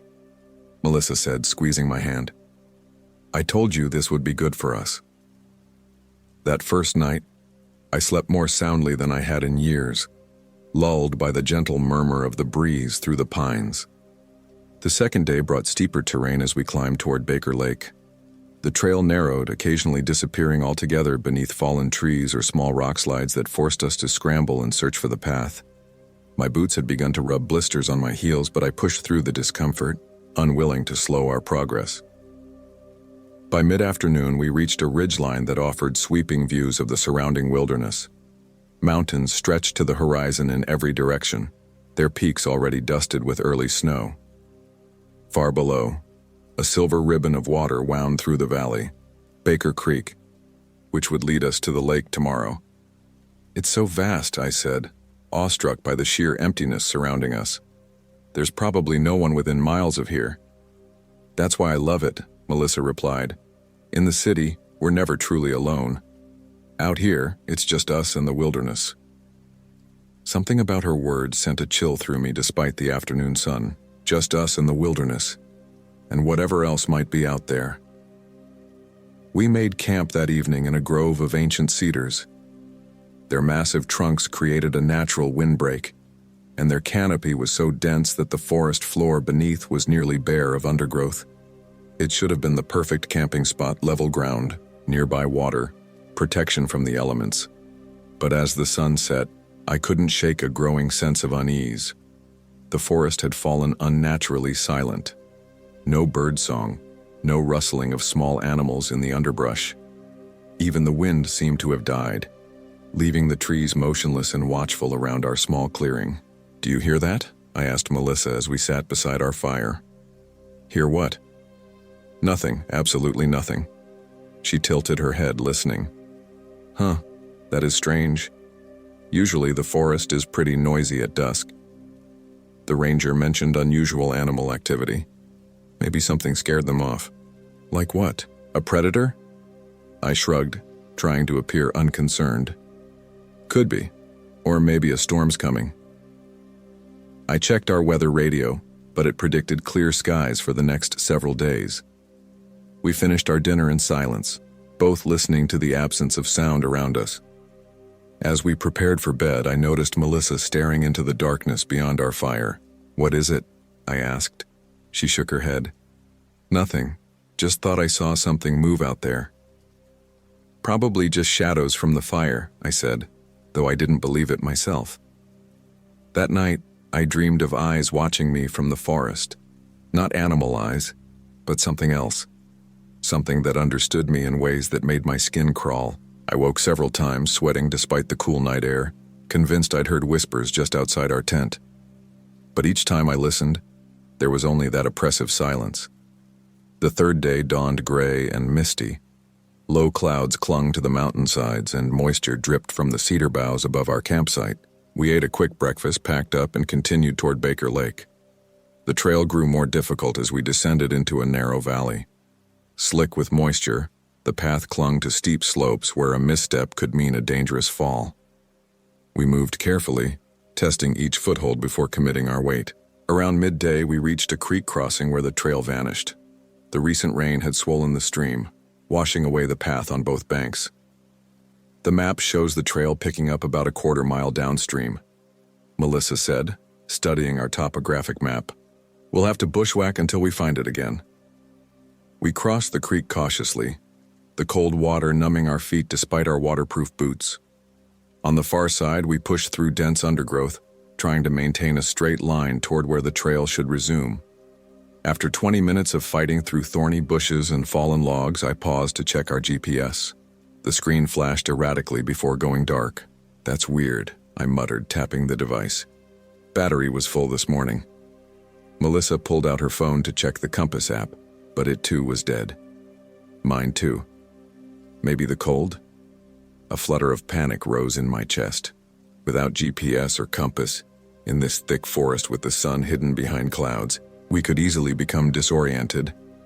"Let's keep moving downhill," Melissa suggested. "The creek flows toward the lake, so we should eventually reach it if we follow the water." We continued, but the forest seemed to grow denser with each step. Moss-covered trees crowded together, their branches intertwining overhead to block what little light filtered through the clouds. The ground became increasingly boggy, sucking at our boots and forcing us to take circuitous routes to avoid the worst of the mud. After another hour, I realized we hadn't heard the creek in some time. "We should have reached the trail by now," I said, trying to keep the worry from my voice. Melissa's face was drawn with concern. "Maybe we veered off course. Let's climb to higher ground and try to get our bearings." We found a small rise and scrambled to the top. The view should have shown the valley and creek, but instead, we faced an unbroken sea of trees stretching in all directions. No landmarks, no features that matched our map, no sign of Baker Lake, which should have been visible by now. "This isn't right," Melissa said, her voice tight. "The lake should be right there." She pointed toward a solid wall of mist-shrouded forest. "We must have gotten turned around crossing the creek," I suggested, though I didn't believe it myself. We were experienced enough with the map to have avoided such a basic mistake. "Let's make camp early," Melissa decided. "The weather might clear by morning and we can figure out where we are." We found a small clearing and set up our tent with mechanical efficiency, neither of us speaking the fear that had begun to take root. Lost in the wilderness was a situation we'd prepared for in theory. We had supplies for several extra days, emergency signals, and people who knew our planned route, but the reality of it was far more terrifying than I'd imagined. As I collected firewood, I noticed strange markings on several trees surrounding our campsite, 3 parallel lines deeply cut into the bark at about chest height. They looked too clean to be animal claw marks and too deliberate to be natural damage. "Have you seen these?" I called to Melissa. She came over, frowning at the marks. "Those aren't fresh, they're old, the edges are weathered." "Trail markers, maybe?" "Not like any I've seen before." She traced the lines with her fingertip. "They're too deep for that." We built a larger fire than usual that night, both of us seeking comfort in its light and warmth. The forest remained eerily silent, the mist hanging between the trees like tattered shrouds. As we ate, I noticed Melissa staring into the darkness beyond our fire again. "What do you see?" I asked. "I don't know," she admitted. "Since yesterday, I keep thinking I see something moving just at the edge of my vision, but when I turn to look, there's nothing there." I nodded, relieved it wasn't just me. "I've felt it too, like we're being watched." "It's probably just nerves," she said, but her voice lacked conviction. "Being lost can play tricks on your mind." That night, the whispers came again, more distinct this time. They seemed to move around our tent, sometimes distant, sometimes so close that I could feel the vibration of them against the thin nylon shell. They weren't in English, or any language I recognized. The sounds were fluid and sibilant, like water flowing over stones, but with a cadence that suggested speech. I lay rigid in my sleeping bag, afraid to move or speak, as if doing so might acknowledge whatever was out there. Beside me, I could feel Melissa's shallow, rapid breathing, and knew she was awake and listening too. Sometime after midnight, the whispers stopped abruptly. The silence that followed was somehow worse, expectant like a held breath. Then came a new sound. Soft footsteps circling our tent, the careful placement of weight trying not to make noise but betrayed by the occasional snap of a twig. I reached for my flashlight, but Melissa's hand shot out, gripping my wrist with surprising strength. She shook her head frantically, her eyes wide in the darkness. We lay frozen as the footsteps completed their circuit around our tent once, twice, 3 times. Then, directly outside the tent wall near our heads, something pressed against the fabric. Not a hand or a paw, but something with multiple points of contact that dragged slowly down the side of the tent, leaving behind a sound like fingernails on a chalkboard. Melissa's hand found mine and squeezed so hard I could feel my bones grind together. The pressure against the tent increased, the material dimpling inward toward us. I could hear steady breathing on the other side. Not the panting of an animal, but the measured inhalations of something that was in no hurry. Then it spoke. Not in whispers this time, but in a low, raspy voice that seemed to come from a throat not designed for human speech. "Cold," it said. The words stretched and distorted. "So cold." I bit down on my knuckles to keep from screaming. The thing outside shouldn't have been able to speak. It shouldn't have known English. It shouldn't exist. "Let us in," came the voice again, followed by a tapping against the tent wall. "We are so cold." "We." There was more than one. "Please," came another voice, higher pitched but with the same unnatural quality. "We are lost, like you." A third voice joined in, this one sounding almost childlike. "We just want to warm ourselves, please let us in." Their plaintive tones almost made me reach for the tent zipper before rationality reasserted itself. Nothing good was out there. Nothing human. The voices continued their pleas, growing increasingly distressed. The pressing against the tent became more insistent, the material stretching to its limits. "Go away," Melissa finally said, her voice surprisingly steady. "You're not welcome here." Silence fell immediately. The pressure on the tent disappeared. For a long moment I thought they had left. Then the first voice spoke again, all pretense of humanity gone from its tone. "We don't need your welcome." The tent shook violently as something slashed at it from outside. The razor-sharp points ripped through the nylon, creating long tears in the material. Cold air rushed in as the protective barrier was shredded. "Run!" Melissa screamed, already unzipping her sleeping bag. We burst from the ruined tent, grabbing only our headlamps as we fled. I caught a glimpse of pale, elongated figures melting back into the trees, too tall, too thin, moving with a fluid grace that no human could match. We ran blindly through the forest, branches whipping our faces and roots threatening to trip us with every step. Our headlamps cast frantic beams of light that only made the surrounding darkness seem more impenetrable. Behind us came crashing sounds as our pursuers gave chase, moving faster than we could through the familiar terrain. "The creek," Melissa gasped. "If we can reach the creek—" I didn't question her logic, just followed as she veered sharply left. Running downhill was treacherous, but fear gave us speed and agility we wouldn't normally possess. Somehow, we stayed on our feet as we half ran, half fell down the steep slope. The sound of rushing water grew louder, and then we broke through the tree line onto the rocky bank of a creek. Not the same one we'd crossed earlier, but larger and faster flowing. "Into the water," Melissa ordered, already splashing into the current. The icy water shocked the breath from my lungs as we waded in. The creek was deeper than it looked, quickly rising to our waists. The current tugged at us, threatening to sweep us away. "They don't like moving water," Melissa explained, though how she knew this I couldn't imagine. We forged upstream, fighting the current, putting as much distance as possible between us and our campsite. My feet repeatedly slipped on the smooth rocks of the creek bed, and each time I fell, the frigid water sapped more of my strength. After what felt like hours but was probably only 20 minutes, Melissa pointed to a large boulder on the opposite bank. "There," she said through chattering teeth. "We can shelter behind that." We crossed the creek, now numb from the cold, and dragged ourselves onto the shore. Behind the boulder was a small overhang that formed a crude shelter. We huddled there, soaking wet and shivering uncontrollably. What were those things?" I stammered. Melissa shook her head. "I don't know, but I've heard stories, legends from the indigenous peoples of this region about forest spirits that lure travelers off the path." "They spoke English," I said, still unable to process what had happened. "They spoke what they thought would work on us," she replied. "I don't think they were actually speaking at all, not the way we understand it." We sat in silence for a while, listening to the night sounds. Gradually, I began to notice that the normal forest noises had returned. The occasional hoot of an owl, the rustling of small creatures in the underbrush, the sighing of wind through the trees. Whatever had pursued us seemed to have retreated. "The sun will be up in a few hours," Melissa said finally. "We need to try to stay warm until then." We huddled together for warmth, neither of us sleeping. As the eastern sky began to lighten, I realized we were in serious trouble.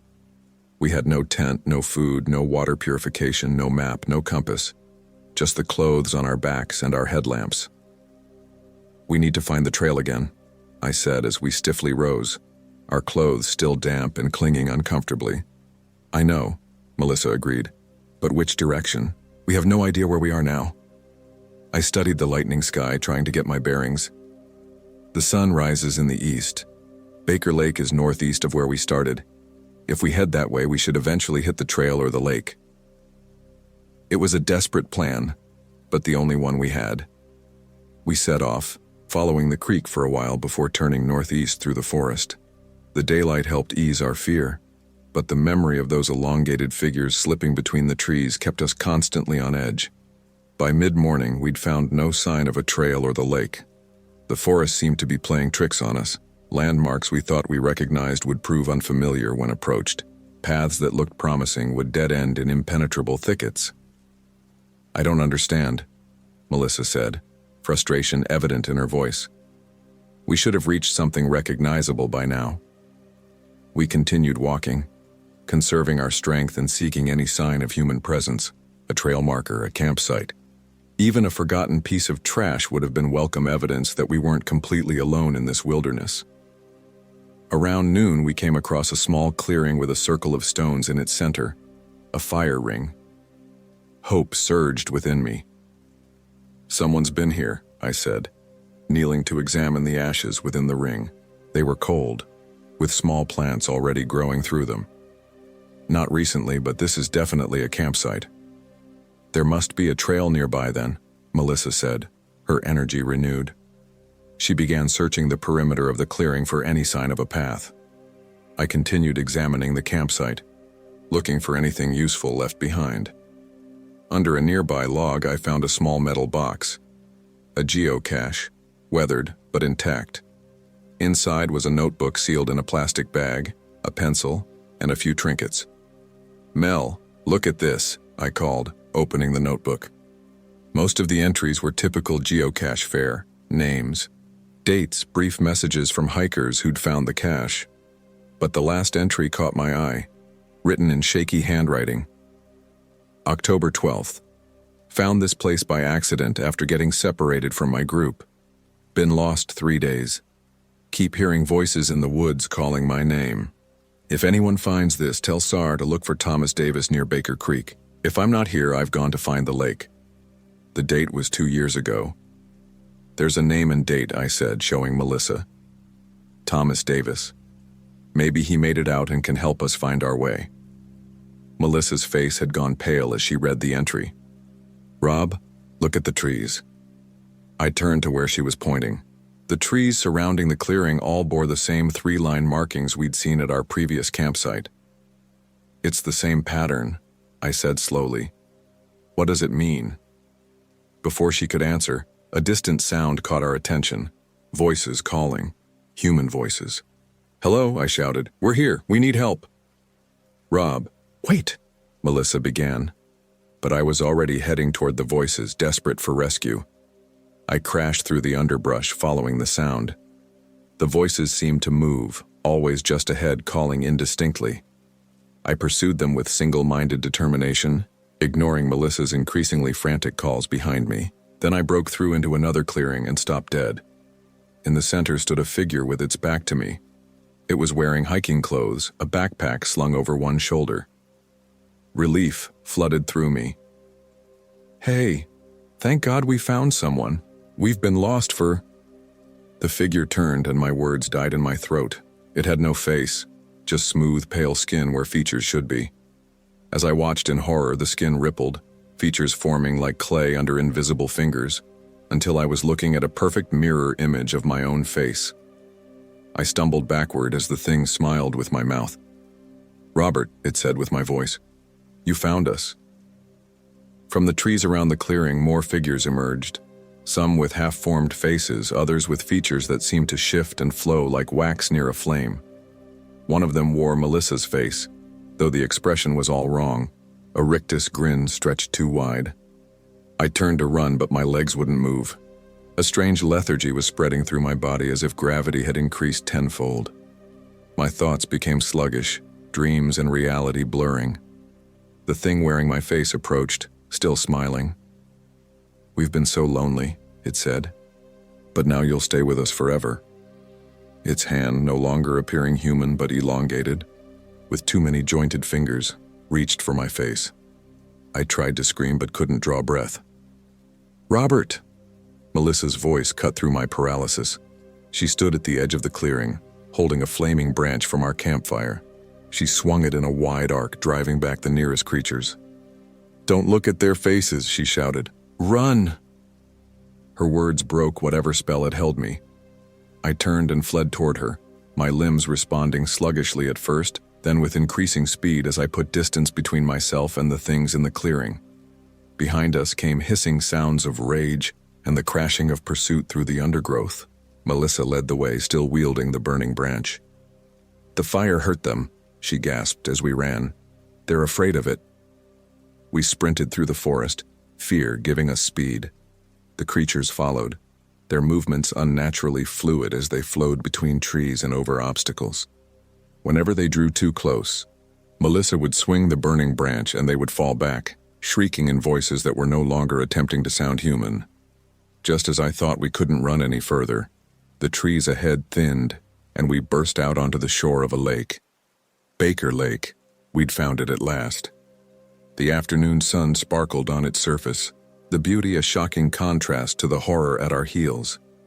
The creatures halted at the tree line, unwilling to venture into the open space bathed in sunlight.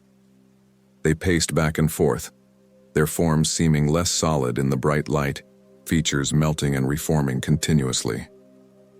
"They can't come into the open," Melissa said, her breath coming in ragged gasps. "Not in direct sunlight." We followed the lakeshore, keeping to the open areas, the burning branch still our defense against the shadows that paralleled our course through the trees. After nearly an hour, we spotted a wooden structure ahead, a ranger station, weathered but obviously maintained. As we approached, a man in a Forest Service uniform emerged, alerted by our shouts. The moment he appeared, the shadows in the trees withdrew, vanishing silently into the depths of the forest. "What in the world happened to you two?" the ranger asked, taking in our bedraggled appearance, soaked clothes, scratched faces, wild eyes. "We got lost," I said simply, unable to find words for what had really happened. "Well, you're lucky you found your way here," he said, ushering us inside. "There's a storm coming in tonight. Would have been dangerous to be out there." In the warmth of the station, with cups of hot coffee in our hands and dry clothes borrowed from the ranger's supplies, the nightmare of the past 24 hours began to seem almost unreal. The ranger, Bill Henderson according to his name tag, radioed to report he'd found us, providing our permit number and details. "Your campsite was supposed to be on the other side of the lake," he commented. "How'd you end up all the way over here?" "We got turned around after crossing a creek," Melissa explained, sticking to a version of events that wouldn't make us sound insane. "Our electronics died, and we couldn't find the trail again." Henderson nodded sympathetically. "Happens more than you'd think in these parts. Something about the mineral content in the rocks messes with compasses and electronics sometimes." As he prepared a simple meal for us, I noticed a bulletin board on the wall with missing persons flyers. One of them caught my eye, the photo of a young man with a friendly smile. Thomas Davis, age 27, last seen October 9th, 2 years ago. Last known location, Baker Creek Trail. "What happened to him?" I asked, pointing to the flyer. Henderson's expression darkened. "Never found him. Search and rescue combed these woods for 2 weeks. Nothing but his campsite. Gear all there, no signs of struggle. Like he just walked away." "Are there many disappearances in this area?" Melissa asked carefully. "More than we'd like," Henderson admitted. "Most get found or find their way out, but every few years someone just vanishes. Some folks blame it on getting lost, exposure, animal attacks. Others have different theories." "What kind of theories?" I pressed. Henderson hesitated, then shrugged. "Old legends. Native stories about forest spirits that lead travelers astray. The Salish called them the Natati, the takers, supposed to be able to mimic human voices, take on human appearances, lure people deep into the woods and, well, the stories don't say exactly what happens to the victims." A chill ran down my spine as I exchanged glances with Melissa. "Most of it's nonsense, of course," Henderson continued, misinterpreting our reaction. "But these mountains can play tricks on the mind. Isolation, fatigue, fear. They can make you see and hear things that aren't there." That night, as storm clouds gathered over the lake, Henderson made up beds for us in the station's small bunk room. Despite my exhaustion, sleep evaded me. Every time I closed my eyes, I saw that clearing, those faceless figures emerging from the trees, my own face smiling at me with inhuman malice. Outside, the wind rose, moaning around the eaves of the cabin. Rain lashed against the windows, and occasionally, flashes of lightning illuminated the darkness beyond. During one such flash, I saw them, pale figures standing at the edge of the trees, their featureless faces turned toward the station, watching, waiting. In the morning, Henderson drove us back to civilization. We told him a sanitized version of our ordeal, omitting the impossible parts. He listened sympathetically, attributing our disorientation to the challenging terrain and our inexperience. As we prepared to leave, he handed me a small carved wooden amulet, 3 parallel lines crossed by a 4th. "Local tradition," he explained with an awkward smile, as if embarrassed by his own superstition. "For protection in the woods. Probably just nonsense, but..." I took it, feeling the weight of it in my palm. "Thank you. One more thing," he added, his expression serious. "If you hear someone calling your name in the forest but you can't see who's calling, don't answer. And whatever you do, don't follow the voice." 3 days later, we were back in Boston resuming our normal lives. but normalcy felt like a thin veneer over a changed reality. I found myself avoiding dark spaces, startling at unexpected reflections. Melissa and I spoke little about what had happened, as if by mutual agreement to leave it behind us. But sometimes in the dead of night I still hear those whispers, sibilant, enticing, promising secrets just beyond understanding. And in my dreams I'm running through endless trees, pursued by my own face, smiling with a hunger that has nothing to do with food. I keep the wooden amulet with me always now. I tell myself it's just a souvenir, a reminder of a hiking trip gone wrong. But when the whispers come, I grip it tightly, tracing the carved lines with my thumb, and eventually, the voices fade. We never returned to Montana. Some wilderness, I've learned, is better left unexplored, and some paths once taken can never truly be left behind. Sometimes I catch Melissa staring at her reflection with a puzzled expression, as if something isn't quite right about what she sees. And occasionally, when she thinks I'm not watching, she makes small fluid movements with her hands that seem oddly familiar. The same sinuous grace I saw in the creatures that pursued us through the forest. I tell myself it's just trauma, just my mind playing tricks. But late at night, when she sleeps beside me, I find myself watching her breathe, listening for whispers, and wondering if what came back with me from those woods was truly and entirely Melissa. And I wonder how much longer I can pretend not to notice.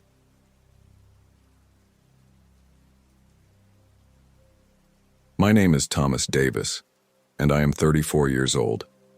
This happened in the Bitterroot National Forest, Montana, last summer, during what was supposed to be a relaxing hiking trip with my closest friends from college. I've always been the planner of our group, meticulous, cautious, and prepared for contingencies. Some might call it anxiety. I call it survival instinct. My therapist says it stems from childhood trauma, losing my parents in that house fire when I was 7. Maybe she's right. I've spent my entire adult life trying to control the uncontrollable, to anticipate disaster before it strikes. But nothing could have prepared me for what happened in those mountains.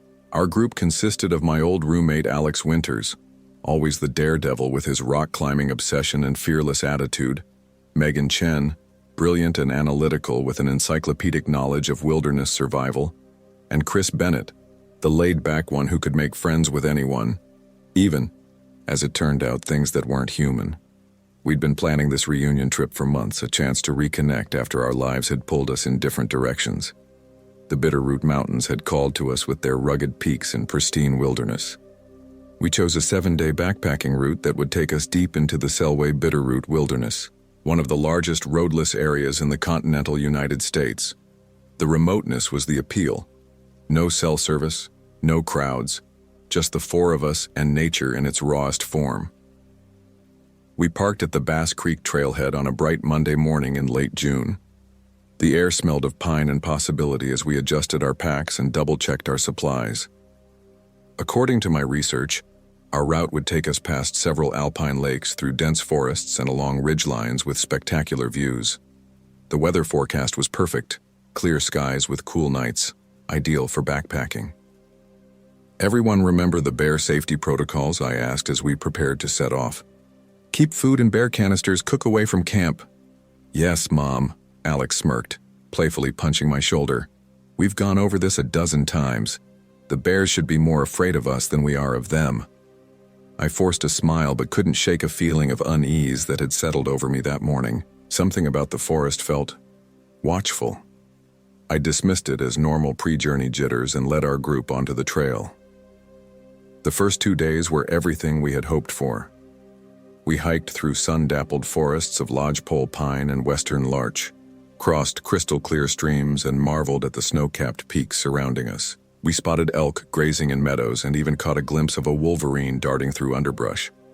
Our nights were spent around a small campfire, sharing stories and reconnecting. It felt like college again, before responsibilities and careers had complicated our lives. On the 3rd day, things began to change. We were following the Bear Creek Trail deeper into the wilderness when I noticed the birds had gone silent. One moment the forest was alive with chirping and calls. The next, nothing but the sound of our boots on the trail and the occasional rustle of wind through leaves. "Do you hear that?" I asked. stopping abruptly. Hear what? Chris looked confused.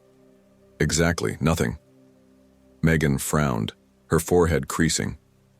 Animals often go quiet when predators are nearby. Could be a mountain lion. We stood still, scanning the trees around us. The silence was oppressive, like the forest was holding its breath. After a few tense minutes with no sign of danger, we continued hiking, but stayed closer together.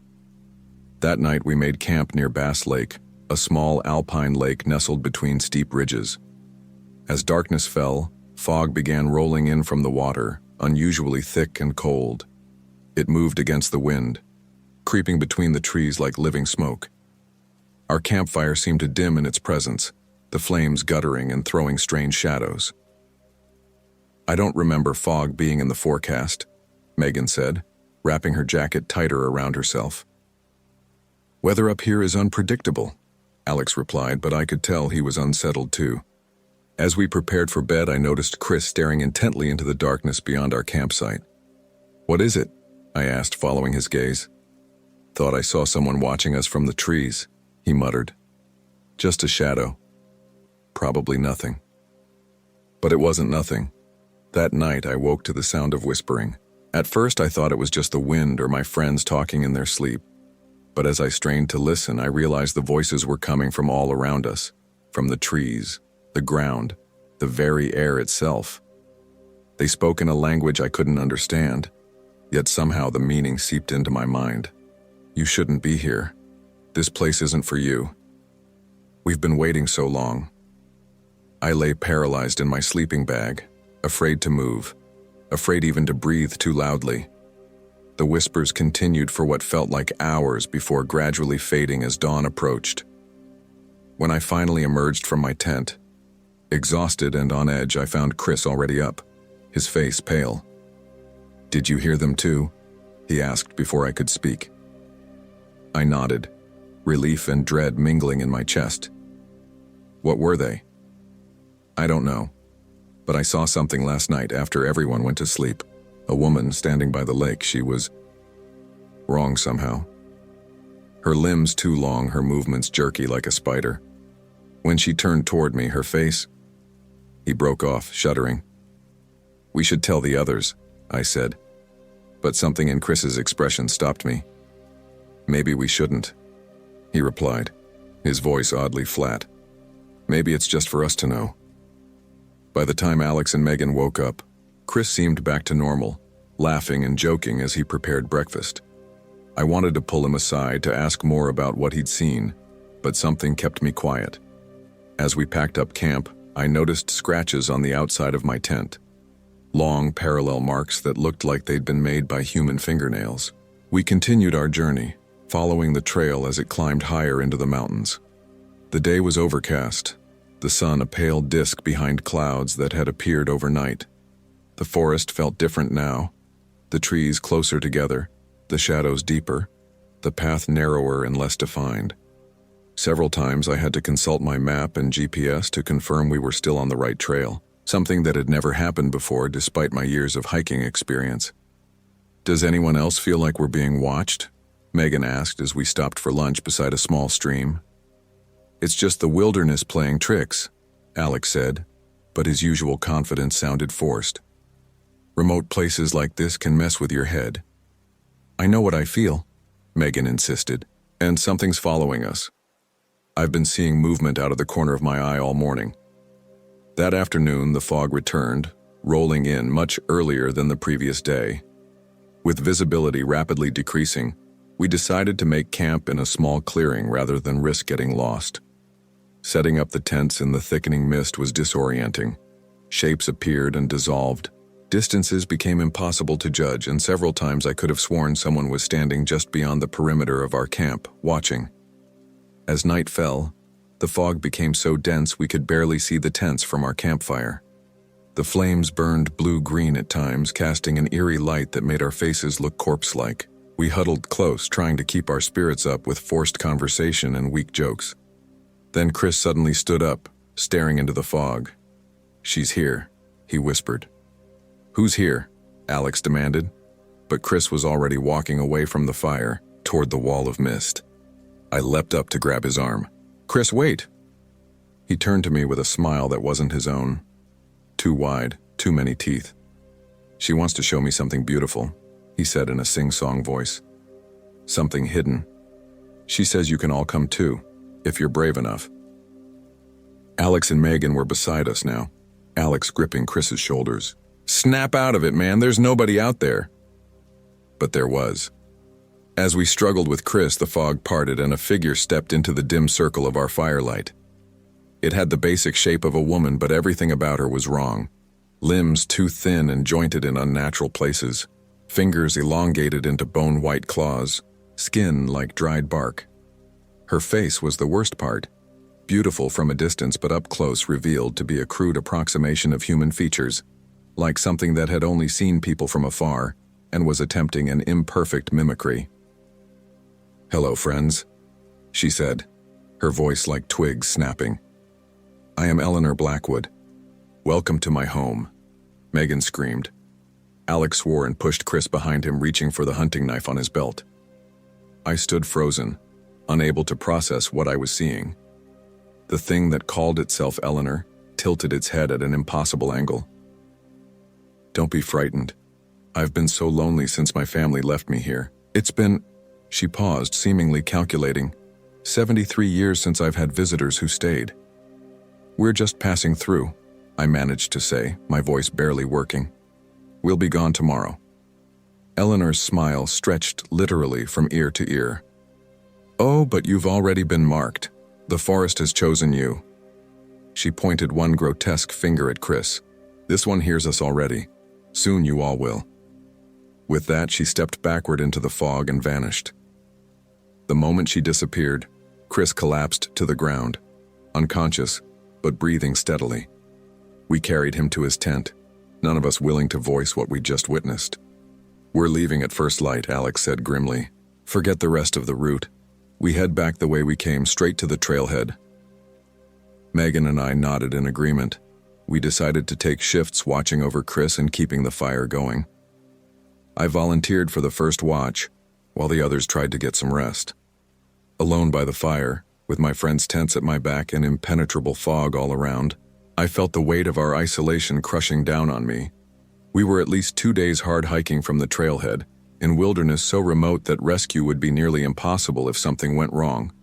And something already had gone very wrong.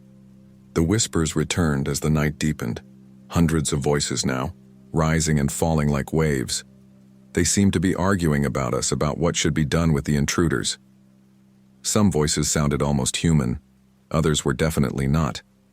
Occasionally I caught glimpses of movement in the fog, darting shapes, crawling things, tall figures that stood watching before melting away. When Megan came to relieve me around midnight, I couldn't bring myself to tell her everything I'd seen and heard. She looked frightened enough already. "How's Chris?" I asked. "Still unconscious. But he's changing, Thomas. His skin feels different, rougher. And there are marks appearing on his arms and face, like tree bark or something." She hugged herself, shivering despite the fire's warmth. "What is this place? What's happening to us?" I wished I had answers for her. Instead, I retreated to my tent, hoping against hope that sleep would come. It didn't. I lay awake listening to the whispers and the occasional snap of twigs as things moved around our camp, testing the boundaries growing bolder. Just before dawn, a scream tore through the night, Megan's voice high and terrified. I burst from my tent to find the campsite in chaos. The fire had gone out. Alex was shouting, his headlamp beam cutting through darkness as he spun in circles. Megan was nowhere to be seen. "She was right here," Alex yelled, panic making his voice crack. Then the fire went blue and these hands came out of the ground, actual hands, Thomas, and they just pulled her down. The earth swallowed her. The fog had thinned enough that I could see the spot where Megan had been sitting. The ground was disturbed, as if something had erupted from below and then closed again. Her headlamp lay on its side, still illuminated, pointing at Chris's tent. The tent was empty. "Chris is gone too," I said, my voice sounding distant to my own ears. "We have to find them." Alex was already grabbing his pack, shoving in essential supplies with shaking hands. How?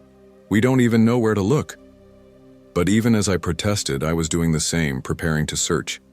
I couldn't leave my friends behind, no matter how terrified I was. As the first gray light of dawn filtered through the trees, we set out, following what looked like a trail of disturbed earth and broken undergrowth. The forest was different in the daylight. Trees stood at odd angles, roots writhed across the ground like snakes, and the very geography seemed to have shifted overnight. I couldn't match anything to my map anymore. Landmarks I was sure should be there were missing, replaced by features I didn't recognize. We're still in Montana, right? Alex murmured, voicing my own doubts. Has to be. We didn't walk to another state overnight. But I wasn't sure anymore. The Bitterroot Mountains I'd researched didn't have stone formations like the ones now looming over us. Arch-like structures that resembled doorways or windows, each carved with symbols that hurt my eyes to look at directly. We walked for hours, calling for Chris and Megan until our voices gave out. The forest led us on a twisted path, sometimes seeming to circle back on itself, other times opening into clearings we could have sworn weren't there before. In one such clearing, we found a cabin. It was an old trapper's cabin, weathered gray wood with a sagging porch and tiny windows like dead eyes. It shouldn't have been there. Nothing on my map indicated any structures in this part of the wilderness, but it stood before us as solid as the mountains themselves. "Hello?" I called out, approaching cautiously. "Anyone there? We're looking for our friends."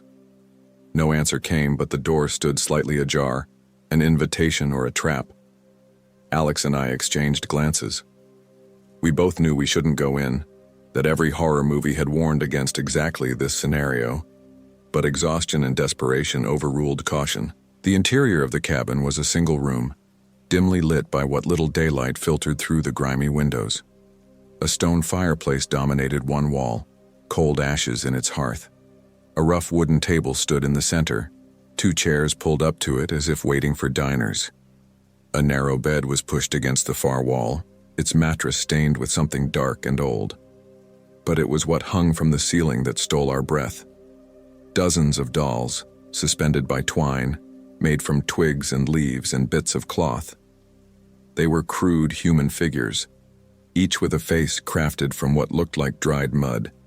Features pressed into the material while it was still soft. Some of the faces looked familiar, disturbingly so. "Is that—" Alex's voice broke as he pointed to one doll that bore a striking resemblance to Megan. I nodded, unable to speak as I spotted another that could only be Chris, and beside it, 2 more that looked unnervingly like Alex and myself. "We need to leave," I whispered, backing toward the door. "Now." But the door had shut behind us, and no matter how hard Alex pulled at the handle, it wouldn't budge. The windows, too, were sealed, not with locks, but with something that looked like tree sap, hardened into amber.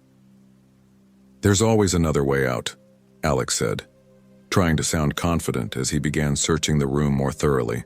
"Maybe a cellar door or—" He froze as his flashlight beam illuminated something carved into the floorboards. Names, hundreds of them, covering every inch of the wooden floor. Dates accompanied each name, the earliest from 1897, the most recent just last year. They're all hikers, I realized, reading some of the descriptions carved beside the names. People who disappeared in these mountains. "Look," Alex pointed to a fresher carving, the wood still pale where it had been cut away. "Megan Chen, 28, heard the call, joined the forest, June 28, 2023. Yesterday's date. Below it, even fresher, even Christopher Bennett, 34, answered the summons, became vessel for the old one, June 29, 2023, today." And below that, 2 empty spaces, awaiting names. The whispers returned then, louder than before, emanating from the walls, the floor, the very air around us. The dolls began to sway, though there was no breeze in the sealed cabin. The faces in the mud seemed to watch us, expressions shifting subtly from blank to hungry. "What do they want?" Alex asked, his voice a terrified rasp. As if in answer, the ashes in the fireplace stirred, rising up to form a humanoid shape. It had no features, just swirling gray dust approximating a head and torso, but when it spoke, I recognized Eleanor Blackwood's voice. "We want company," the ash figure said. "We want family. The forest gets so lonely and people no longer respect it, no longer fear it as they should. So we take some to remind the others. Some become part of us willingly, like your friend Christopher. Some need persuasion, like the woman." "Where are they?" I demanded, surprising myself with my boldness. "Everywhere now," Eleanor replied, ash arms spreading wide. "In the roots and the soil, in the bark and the leaves. The forest is a living thing, and now they live in it, as you will." "No," Alex said, backing against the wall. "We're getting out of here and we're bringing back people who will burn this whole place down." Eleanor's laugh was like a forest fire crackling. "Many have tried. The bitterroot has stood for millennia and will stand for millennia more. Your world of concrete and steel is but a momentary infection on the skin of the earth. The old ways endure here." The ash collapsed back to the hearth, but Eleanor's voice continued, now coming from the dolls overhead. "You have a choice, as all do. Join willingly, and the transformation is painless, even pleasurable. Resist, and the forest takes you anyway, but slowly, feeding on your fear and pain." "I want to see my friends," I said, an idea forming. "Prove they're okay, that they joined willingly, and maybe we'll consider it." The dolls swayed more vigorously, whispers building to a crescendo, then falling silent. After a long moment, Eleanor's voice returned, thoughtful now. "The vessel of the Old One walks the perimeter. You may speak with him." The door swung open with a creak. Standing outside, silhouetted against the forest, was a figure that resembled Chris in outline only. As it stepped into the cabin, I had to stifle a scream. Chris's skin had hardened into something like bark, split in places to reveal pulsing green tissue beneath. His eyes were gone, replaced by clusters of small white mushrooms. Roots extended from his feet, temporarily detached from the earth but clearly meant to rejoin it. When he spoke, his voice resonated from somewhere in his chest, not from the mouth that no longer looked capable of forming words. "Thomas, Alex, you should join us," Not Chris said. "It's beautiful here, behind the veil. I understand everything now. The patterns, the cycles, the great turning of the wheel. The Old One has shown me." "What happened to Megan?" Alex asked, his voice breaking. Not Chris tilted his head, mushroom eyes quivering. "She fought. The earth claimed her. She fertilizes the great trees now. Her awareness spreads through the mycelium network. In time, she will forget she was ever human. It would have been easier had she accepted the gift." "This isn't a gift," I said, anger momentarily overriding fear. "You've been possessed, transformed against your will. Fight it, Chris." The thing wearing my friend's skin shuddered, and for a moment I thought I saw a flicker of the real Chris in its stance. But then it straightened, inhumanly still. "The time for choosing approaches," Not Chris intoned. "The solstice moon rises tonight. Under its light, the veil thins completely, and the forest reclaims what enters its domain. You have until then to decide, willing transformation or unwilling consumption." With that, Not Chris turned and walked back into the forest, roots trailing behind him like tentacles, leaving the cabin door open. Alex and I exchanged glances, a wordless plan forming between us. The open door was our chance. We bolted simultaneously, racing past the threshold and into the woods. Behind us, the whispers rose to a howl of rage.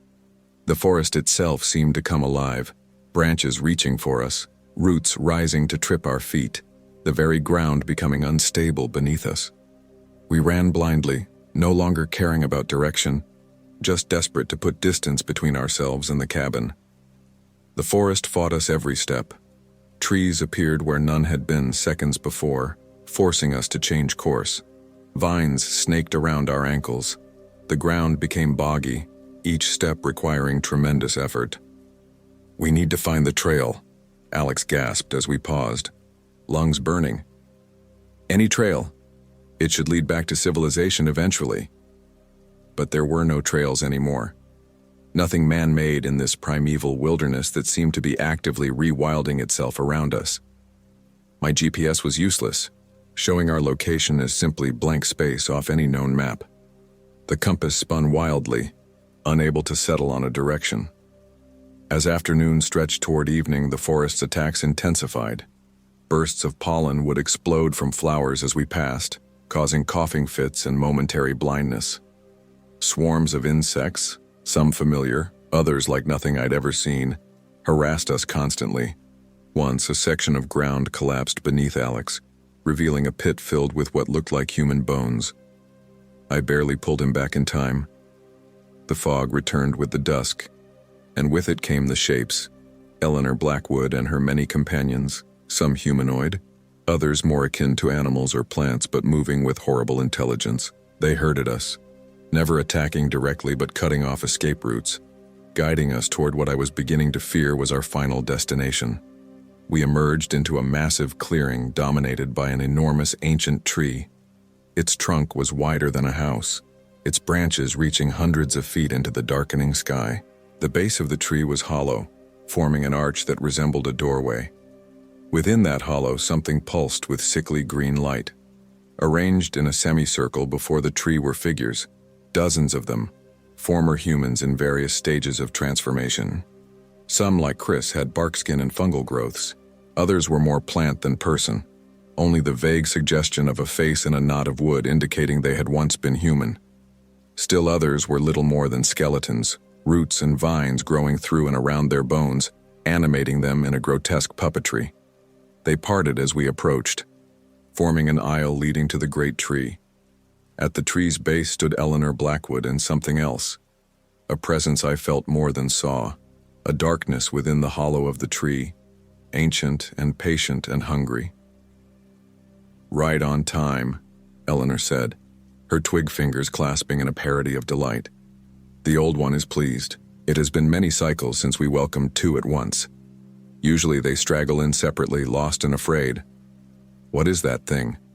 Alex whispered, staring at the hollow. "The heart of the forest," Eleanor replied. "The first tree, from which all others grew. Older than your kind, older than most things that walk or crawl or fly. It remembers when the mountains were young." The pulsing light within the hollow intensified, and with it came a sense of pressure in my mind, as if something vast was pressing against the boundaries of my consciousness, seeking entry. "You are afraid," a voice said directly into my thoughts. "You need not be. This is the natural order. All things return to the earth eventually. I simply accelerate the process. Your awareness will continue, spread throughout my domain. You will experience existence in ways your limited human senses cannot comprehend." "And if we refuse?" I asked, surprised to find my voice steady. Eleanor laughed, the sound like breaking branches. "None refuse the old one. Not ultimately. Your bodies are already changing, have you not noticed?" With horror, I realized she was right. My skin had developed a greenish tinge, and when I touched my face it felt rougher, almost like paper. Alex was worse off. Thin roots had begun to emerge from his wrists, coiling around his hands like living bracelets. The transformation had begun subtly while we ran through the forest. Each breath of pollen, each scratch from a branch, each touch of the earth had introduced something into our systems. We were becoming like Chris, like all the others gathered here, but I wasn't ready to surrender. While the forest had been hurting us, I had been thinking, planning, remembering everything I knew about forest fires and the one thing that even the oldest, most powerful natural forces feared. "Alex," I whispered, "your emergency flares, do you still have them?" His eyes widened with understanding, and he gave a tiny nod. The crowd of transformed humans began a low chant, swaying in rhythm. The light within the hollow tree pulsed in time with their voices. Eleanor approached us, arms outstretched in welcome. "The moon rises," she announced. "The veil thins. The moment of joining is upon us." Step forward, children of dust, and become children of root and branch. Instead, Alex and I ran, not away from the tree, but toward it. The crowd, expecting compliance, was slow to react. I tackled Eleanor, her stick-thin body surprisingly solid under my weight. Behind me, I heard Alex struggling with another of the forest servants. "Now!" I shouted, rolling away from Eleanor as she clawed at my face. Alex broke free long enough to pull 2 emergency flares from his pack, striking them against each other. They ignited with a chemical hiss, burning bright red in the gathering darkness.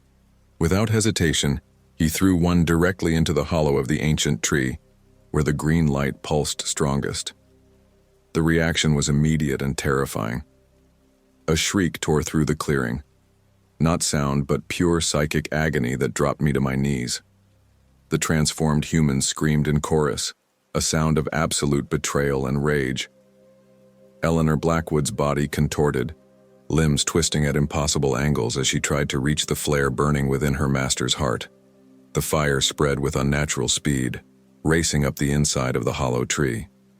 The old one's presence in my mind became chaotic, broadcasting fury and fear and ancient memories of burning. Images flooded my consciousness. Previous fires, previous defeats, the long patient regrowth that followed. "Get to water!" Alex shouted, grabbing my arm and pulling me to my feet. The transformed humans were in disarray, some fleeing, others converging on the burning tree in a futile attempt to save it. Eleanor Blackwood had disappeared entirely, perhaps consumed by her master's pain. We ran, following Alex's instinct, as the fire spread from the great tree to the surrounding forest.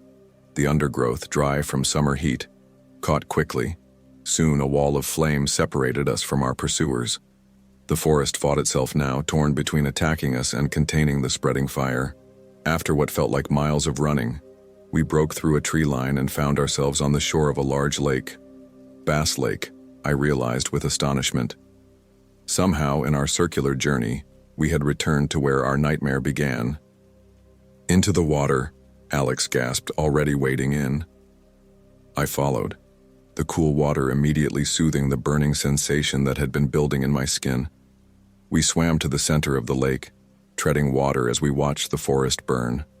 The fire had become a proper wildfire now, consuming acres of trees, the smoke rising in a great column into the night sky. Against all probability, the moon was full above us, casting silver light on the churning water. In that light, I could see the changes in Alex more clearly. His skin had a bark-like texture in patches, and thin vines had begun to replace his hair. Looking at my own reflection in the water, I saw similar transformations beginning, but as we remained in the lake, these changes seemed to slow, even recede slightly. Water, I realized. It's fighting whatever the forest put in us. It's buying us time. Time for what? Alex asked, his eyes reflecting the flames on the distant shore. We're still lost in the middle of nowhere, halfway turned into plant monsters. I had no good answer. But as the night wore on, something unexpected happened. The fire, visible for miles, had drawn attention. Just before dawn, we heard the unmistakable sound of helicopter rotors. The wildfire had triggered an emergency response. We were spotted within hours, 2 survivors floating in a lake surrounded by burning forest. The rescue team had to use a long line to extract us, as the helicopter couldn't land nearby. As we were pulled up, I looked down at the burning wilderness and thought I glimpsed figures moving through the flames. Eleanor Blackwood and her transformed humans, watching us escape with hollow eyes. The official report stated that we were lucky survivors of an unfortunate accident. A campfire gone out of control, perhaps, or a lightning strike. 2 of our companions were presumed dead, consumed by the fire that ultimately burned over 15,000 acres of the Selway Bitterroot Wilderness before being contained. We didn't contradict this story. Who would believe the truth? The doctors at the hospital in Missoula found no explanation for our unusual symptoms: patches of bark-like skin, elevated levels of plant compounds in our blood, the small shoots that had begun growing from Alex's shoulders. All these symptoms faded in the days following our rescue, dismissed as extreme reactions to toxic plants or fungal exposures in the forest. but they never completely disappeared. Even now, months later, I sometimes wake to find small shoots sprouting from my fingertips, or catch my reflection with eyes that seem too green, too alive with something that isn't me. Alex reports similar experiences. We've both developed extreme phobias, nyctophobia for him, fear of the dark, dendrophobia for me, fear of trees. Neither of us can bear the sound of wind through leaves anymore. We never speak about what happened to Chris and Megan, not to each other, not to authorities, not to their families. What could we possibly say? But I know the forest didn't die in that fire. The old one has lived through countless fires before. Its awareness spread through networks of roots extending for miles beneath the earth. It is patient. It can wait. Sometimes, when I'm drifting off to sleep, I hear the whispers again, faint but growing stronger. They call me back to the bitter root, promising that my transformation awaits, that I can still join my friends in the eternal dance of root and branch. Part of me fears I might answer that call someday. Part of me fears I'm already answering it, slowly, with each passing day. If you're planning a hike in the Bitterroot National Forest, my advice is simple. Stay on marked trails, never hike alone, and if the birds go silent, run. Run to water, and don't look back. Not every disappearance in those mountains is due to exposure or animal attacks. The forest remembers those who enter it, and it keeps what it claims. The old one is patient, and the whispers never truly stop.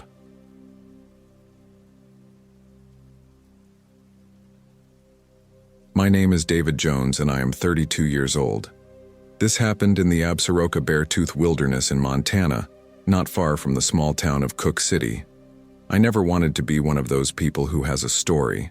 You know the type, the ones who corner you at parties and launch into long-winded tales about the time they saw something in the woods. But now I am one of those people. The difference is I don't tell my story at parties, I don't tell it to anyone. Until now. It was supposed to be a simple 3-day backpacking trip along the beaten path trail. A chance to clear my head after my divorce was finalized. 6 months of legal negotiations and emotional warfare had left me hollow. The mountains seemed like the perfect antidote, somewhere I could breathe again without feeling Jessica's absence in every room of my empty house. I'd done my research. The Absaroka Beartooth Wilderness spans nearly 1 million acres of alpine terrain, pristine lakes, and dense forest. It's remote but manageable for an experienced hiker, which I considered myself to be. I'd packed light but thoroughly: tent, sleeping bag, water filter, first aid kit, bear spray, emergency satellite communicator. Montana backcountry deserves respect, especially when traveling alone. The first day went exactly as planned. I started at the East Rosebud trailhead early in the morning, making good time as I hiked past Elk Lake and continued toward Rimrock Lake. The weather was perfect. Clear blue skies with just enough crispness in the September air to keep me comfortable during the steady climbs. I stopped occasionally to photograph the stunning vistas or simply to stand in silence, letting the enormity of the wilderness wash over me. For the first time in months, the constant replay of arguments with Jessica quieted in my mind. Out here, her accusations and my rebuttals seemed so trivial against the ancient indifference of the mountains. Around mid-afternoon, I encountered a pair of hikers heading in the opposite direction, a middle-aged couple who warned me about a storm system moving in faster than predicted. "Might want to make camp early tonight," the man suggested, adjusting his trekking poles. "These mountains don't mess around when the weather turns." I thanked them for the advice and continued on, deciding I'd still push to reach Rainbow Lake as planned. The forecast I'd checked before losing cell service had mentioned only a slight chance of precipitation for the following evening. Still, mountains create their own weather, and I made a mental note to keep an eye on the sky. By late afternoon, I reached Rainbow Lake and found a perfect campsite, tucked into a small grove of white bark pines about 50 yards from the shoreline. As I set up my tent, I noticed the first hint of clouds building over the peaks to the west. Nothing too threatening yet, but definitely something to monitor. After a dinner of rehydrated chili, I sat on a fallen log and watched the alpenglow paint the surrounding peaks in shades of gold and pink. In that moment, I felt something close to peace. the kind of quiet contentment that had been so elusive during the past year. That's when I heard it for the first time, a sound that didn't belong. It was faint but distinct, a low humming that seemed to drift across the lake. Almost like singing? No, not quite singing. More like someone slowly reciting something in a melodic cadence. The sound was too rhythmic to be natural, yet too strange to be easily identified as human. I scanned the shoreline, expecting to see another campsite I'd overlooked. But there was nothing. No tents, no hikers, no sign of anyone else. The humming continued for perhaps 30 seconds before fading completely. I told myself it was probably just other hikers further along the trail, their voices carrying strangely across the water. Or maybe it was simply the wind moving through the rock formations in ways that mimicked human sounds. The mountains are full of such acoustic oddities. As darkness fell, the clouds thickened, obscuring the stars. I decided to turn in early, hoping to get a pre-dawn start the next day to beat the potential storm. Inside my tent, I fell asleep almost immediately, exhausted from the day's hike. I woke to absolute stillness. Something felt wrong before I even opened my eyes. The air inside the tent was unnaturally cold and dense, as if the oxygen itself had thickened. When I finally did open my eyes, I realized what had woken me: the complete absence of sound. No wind in the trees, no insects, no distant sounds of water from the lake.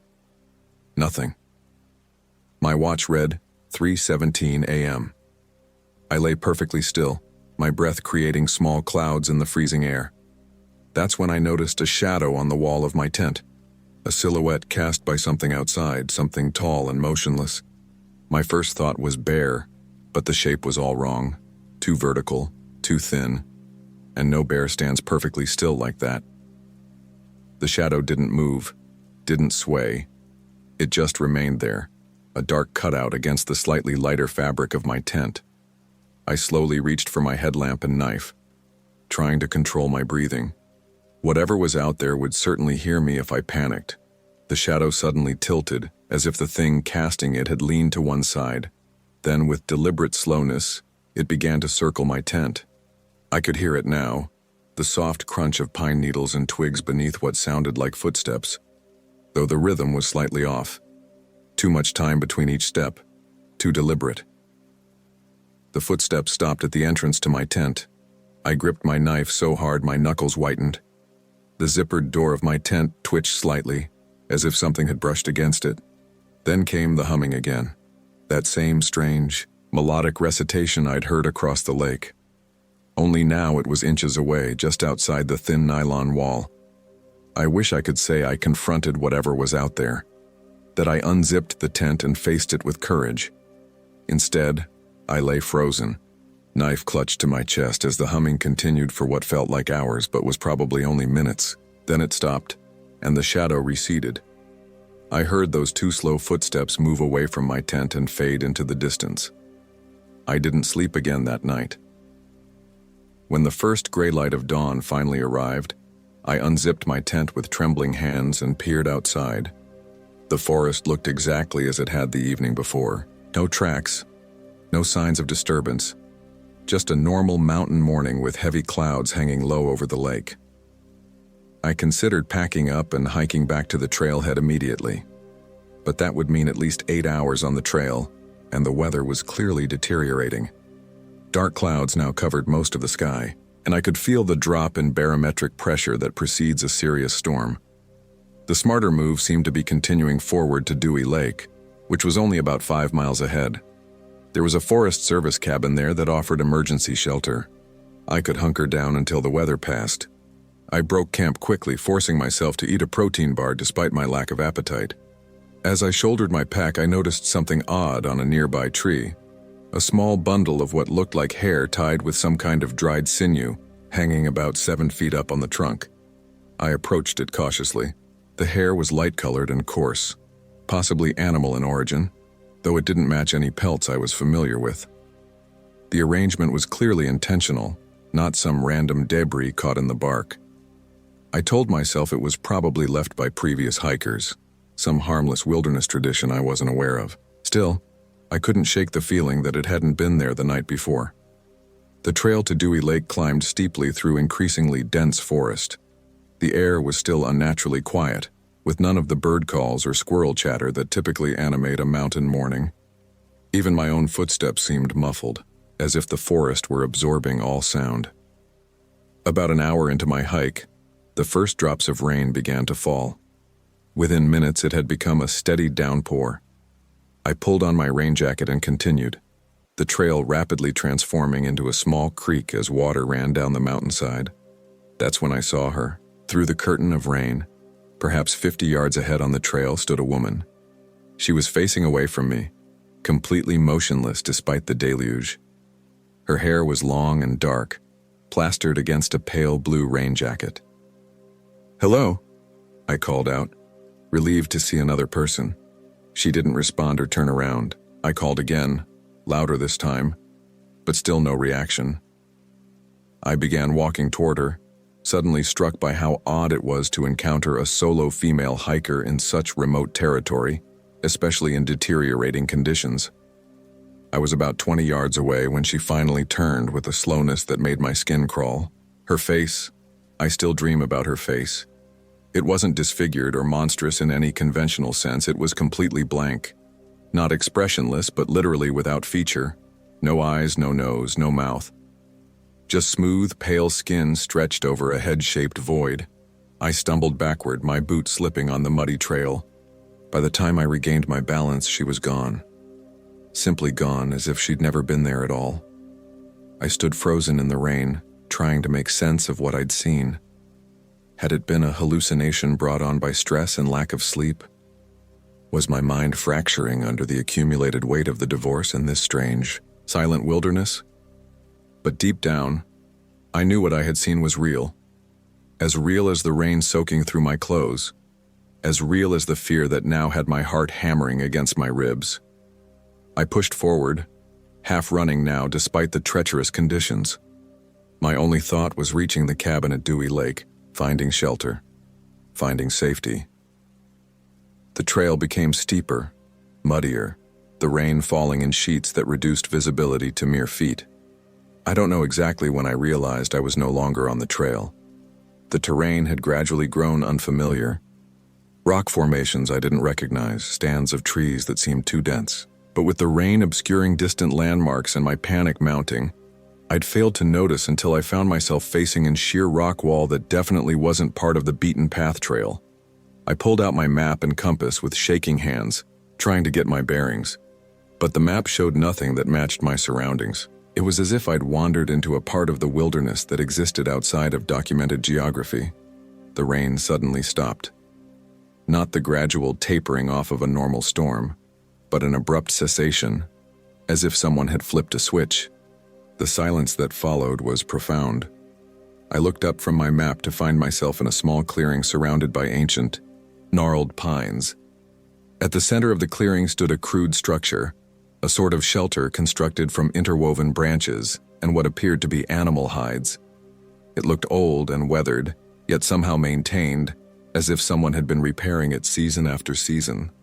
I knew I should turn around, try to retrace my steps to find the main trail again.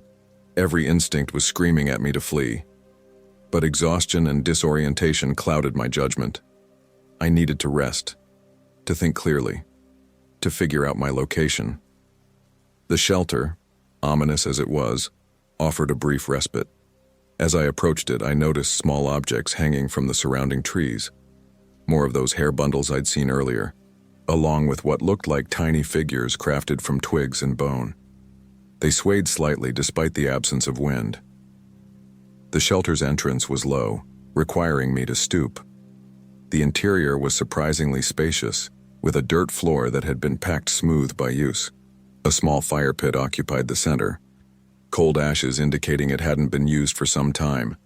The walls were lined with collections, hundreds of small items meticulously arranged, feathers, bones, teeth, fragments of cloth, pieces of metal, even modern objects like watch parts, and what appeared to be broken pieces of hiking equipment. Some items I recognized with horror, a cracked smartphone in a case decorated with a distinctive pattern I'd seen before, on the backpack of that middle-aged couple I'd passed on the first day. In the corner furthest from the entrance lay a bed of sorts, made from pine boughs covered with various pelts. Beside it stood a crude table fashioned from a flat rock balanced on smaller stones. On this table sat a leather-bound journal, its cover dark with age and use. I shouldn't have touched it. I know that now. But some compulsion drove me forward, had me reaching for that journal with a strange certainty that it contained answers I both needed and dreaded. The pages were made of some material I couldn't identify, too supple to be paper, too thin to be leather. The writing was dense and cramped, in a hand that seemed to shift styles every few paragraphs, as if multiple people had contributed to the text. Most disturbing was the ink itself, a brownish red that flaked in places, which I realized with growing horror was almost certainly blood. I could make out dates scattered throughout, some recent, others stretching back decades. The language shifted as well, from modern English to phrases that seemed archaic or foreign. Names appeared repeatedly, hikers I presumed, documented by whoever or whatever maintained this place. My own name was on the final page, David Jones, written in still wet ink that glistened in the dim light. Beneath it, in different handwriting, "He will hear the song, he will join the collection." I dropped the journal and backed away. As I did, I noticed something I'd overlooked before, a small opening in the rear wall of the shelter, leading to what appeared to be a tunnel dug into the earth itself. From this opening came the faintest sound of that now familiar humming. I fled. I burst from the shelter into the clearing only to find that dense fog had descended while I was inside. Visibility was reduced to mere feet, the surrounding forest now just vague, looming shapes in the whiteness. I pulled out my compass with trembling hands, determined to head south, which I knew would eventually intersect with the main trail if I maintained the bearing long enough. I'd gone perhaps 50 yards when I heard it. Footsteps behind me, that same wrong rhythm, too deliberate, too slow. And now not just one set but many, approaching from multiple directions. I ran. Blind panicked flight through fog-shrouded forest I couldn't see. Branches whipped my face. I stumbled over roots and rocks. Twice I fell hard, the second time tumbling down a steep slope that left me bruised and disoriented. But I kept moving, driven by pure animal fear. The humming grew louder, seeming to come from everywhere at once. It resolved into words now, though in no language I recognized. The voices, there were definitely multiple voices, rose and fell in that strange cadence, sometimes harmonizing, sometimes speaking in turns. I looked back only once. Through a momentary thinning in the fog, I saw them, figures moving with that same unhurried certainty. Some tall and thin, others hunched and misshapen. The woman with no face was among them, still in that pale blue rain jacket. They weren't running. They didn't need to. They moved as if certain of their quarry, as if my capture was inevitable. I don't know how long I ran. Hours, maybe. My lungs burned, my legs turned leaden. Eventually, I collapsed against the base of a massive pine, physically unable to continue. The fog had thinned somewhat, though the forest remained eerily quiet. As I sat there, trying to catch my breath, trying to think, I noticed something that sent a surge of hope through my exhausted body. A trail marker. A small, official U.S. Forest Service sign nailed to a tree about 20 yards away. Somehow, in my blind flight, I'd stumbled back onto a maintained trail. I approached the sign cautiously. It indicated I was on the Phantom Creek Trail, which wasn't the beaten path trail I'd started on, but was at least on my map. According to my location, I was about 4 miles from the nearest trailhead at Pilot Peak. If I could reach it, I could hike along the forest road back to civilization. New determination flooded through me. I checked my compass, confirmed the direction, and set off at the fastest pace I could manage in my depleted state. The forest remained unnaturally silent as I hiked, but the fog continued to dissipate, allowing glimpses of the cloud-covered sky. No rain fell. No wind blew, just that heavy, watching stillness. I was perhaps 2 miles from the trailhead when I found the backpack. It was half hidden beneath a fallen log, a modern hiking pack in bright red nylon. I approached it cautiously, then froze as I made out the name tag attached to one strap. Property of William Brown. The name meant nothing to me, but the presence of an abandoned pack in this remote location was deeply unsettling. I hesitated, then moved closer to examine it. The pack appeared relatively new and was still partially filled with gear, a clear indication that it hadn't been deliberately discarded. As I straightened up from examining the pack, something caught my eye. A flash of blue through the trees ahead. A pale blue rain jacket. The woman with no face was standing about 100 yards down the trail, perfectly still, watching me with her featureless visage. I backed away slowly, then turned to flee in the opposite direction, only to find my path blocked by a tall, emaciated figure. It might once have been human, but now resembled something that had been stretched, its proportions all wrong. Its skin was gray and hung in loose folds from elongated limbs. Its face was similarly distorted, with a mouth that extended far too wide across its stretched features. And it was smiling. More figures emerged from the surrounding forest. Some appeared almost human, others so twisted and wrong they defied description. They moved with that same deliberate slowness, unhurried, certain. The humming began again, rising from their throats in that strange melodic pattern. They were hurting me, I realized, driving me in a specific direction. Back toward that clearing, back toward that shelter with its collections and its tunnel leading into darkness.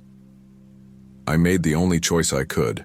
I left the trail, plunging into the densest part of the forest at a perpendicular angle to their approach. If I couldn't reach the trailhead, perhaps I could circle around, find another way out.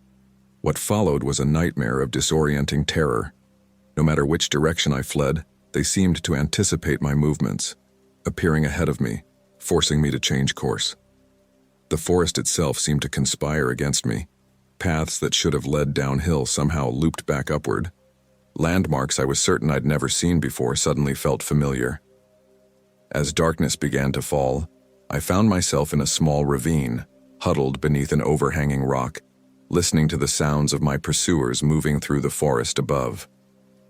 The humming had become a constant background noise, rising and falling in intensity but never fully ceasing. My satellite communicator had been useless all day, no signal, despite being in relatively open terrain at times. My phone was similarly dead, though it had been fully charged that morning. Even my compass was now acting erratically, the needle spinning randomly instead of pointing north. In the growing darkness, I made out small points of light moving through the trees. Not flashlights, but a soft greenish phosphorescence that seemed to emanate from the figures themselves. They were spreading out, forming a loose circle around my position. I had one advantage left. They didn't seem to be in any hurry.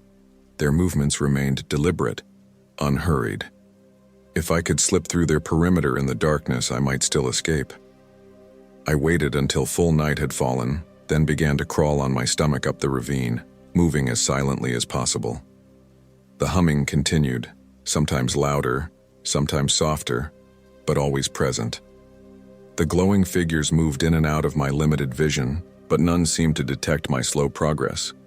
I reached the edge of the ravine and peered cautiously over the rim. The forest floor was dimly visible in patches of moonlight that occasionally broke through the clouds. I could see 3 of the glowing figures about 50 yards away, moving parallel to the ravine. Between them and me was a dense thicket of undergrowth that might provide cover. I slipped over the edge and began belly crawling through the underbrush, freezing whenever one of the figures paused or seemed to look in my direction. My progress was agonizingly slow, but gradually I increased the distance between myself and my pursuers, until my hand came down on something soft and yielding in the darkness.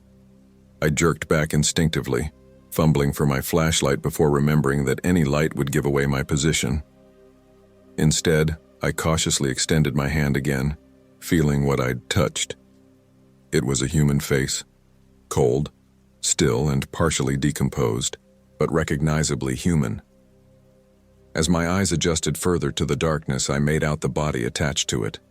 A man in hiking clothes, lying face up among the ferns and pine needles. His chest had been opened, the ribs spread outward like the petals of some grotesque flower.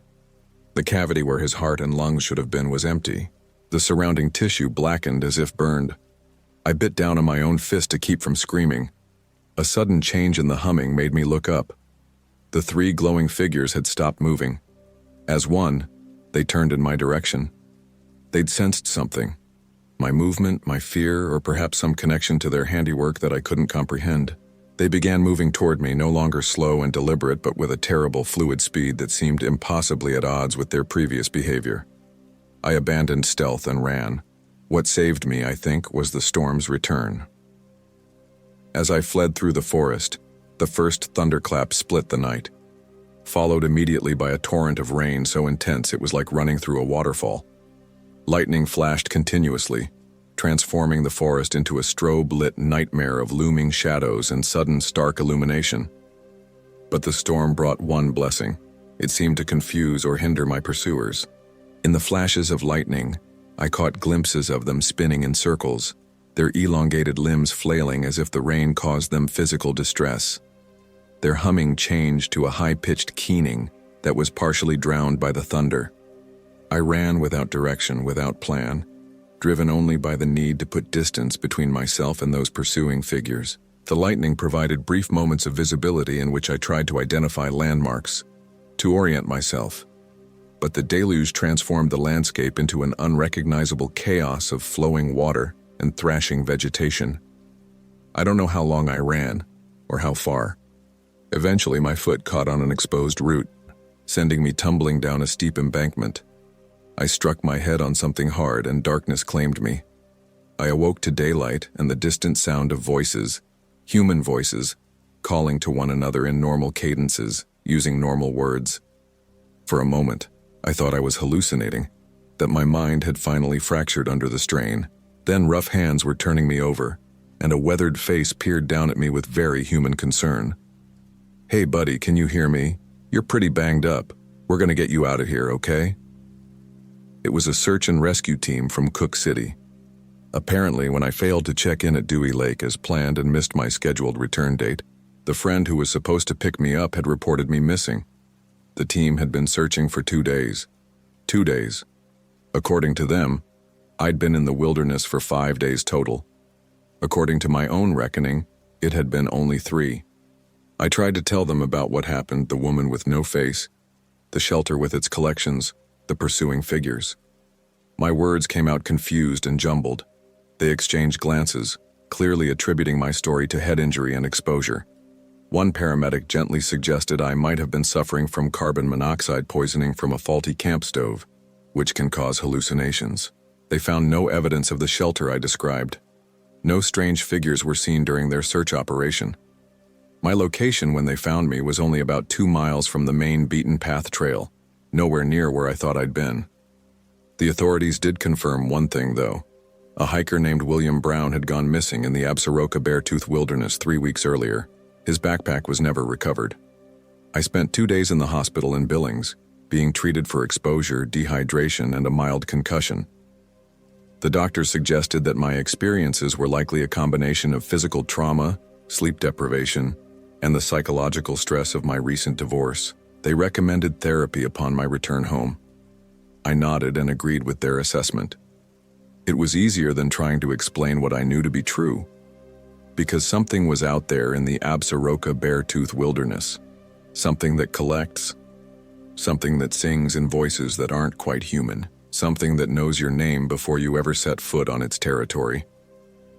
When I was discharged from the hospital, I found a small bundle in the pocket of my jacket, a bundle of coarse, light-colored hair tied with dried sinew. I didn't show it to anyone.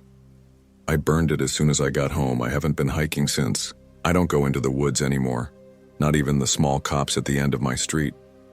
Sometimes, especially on quiet nights when the wind is still, I think I hear that humming outside my bedroom window.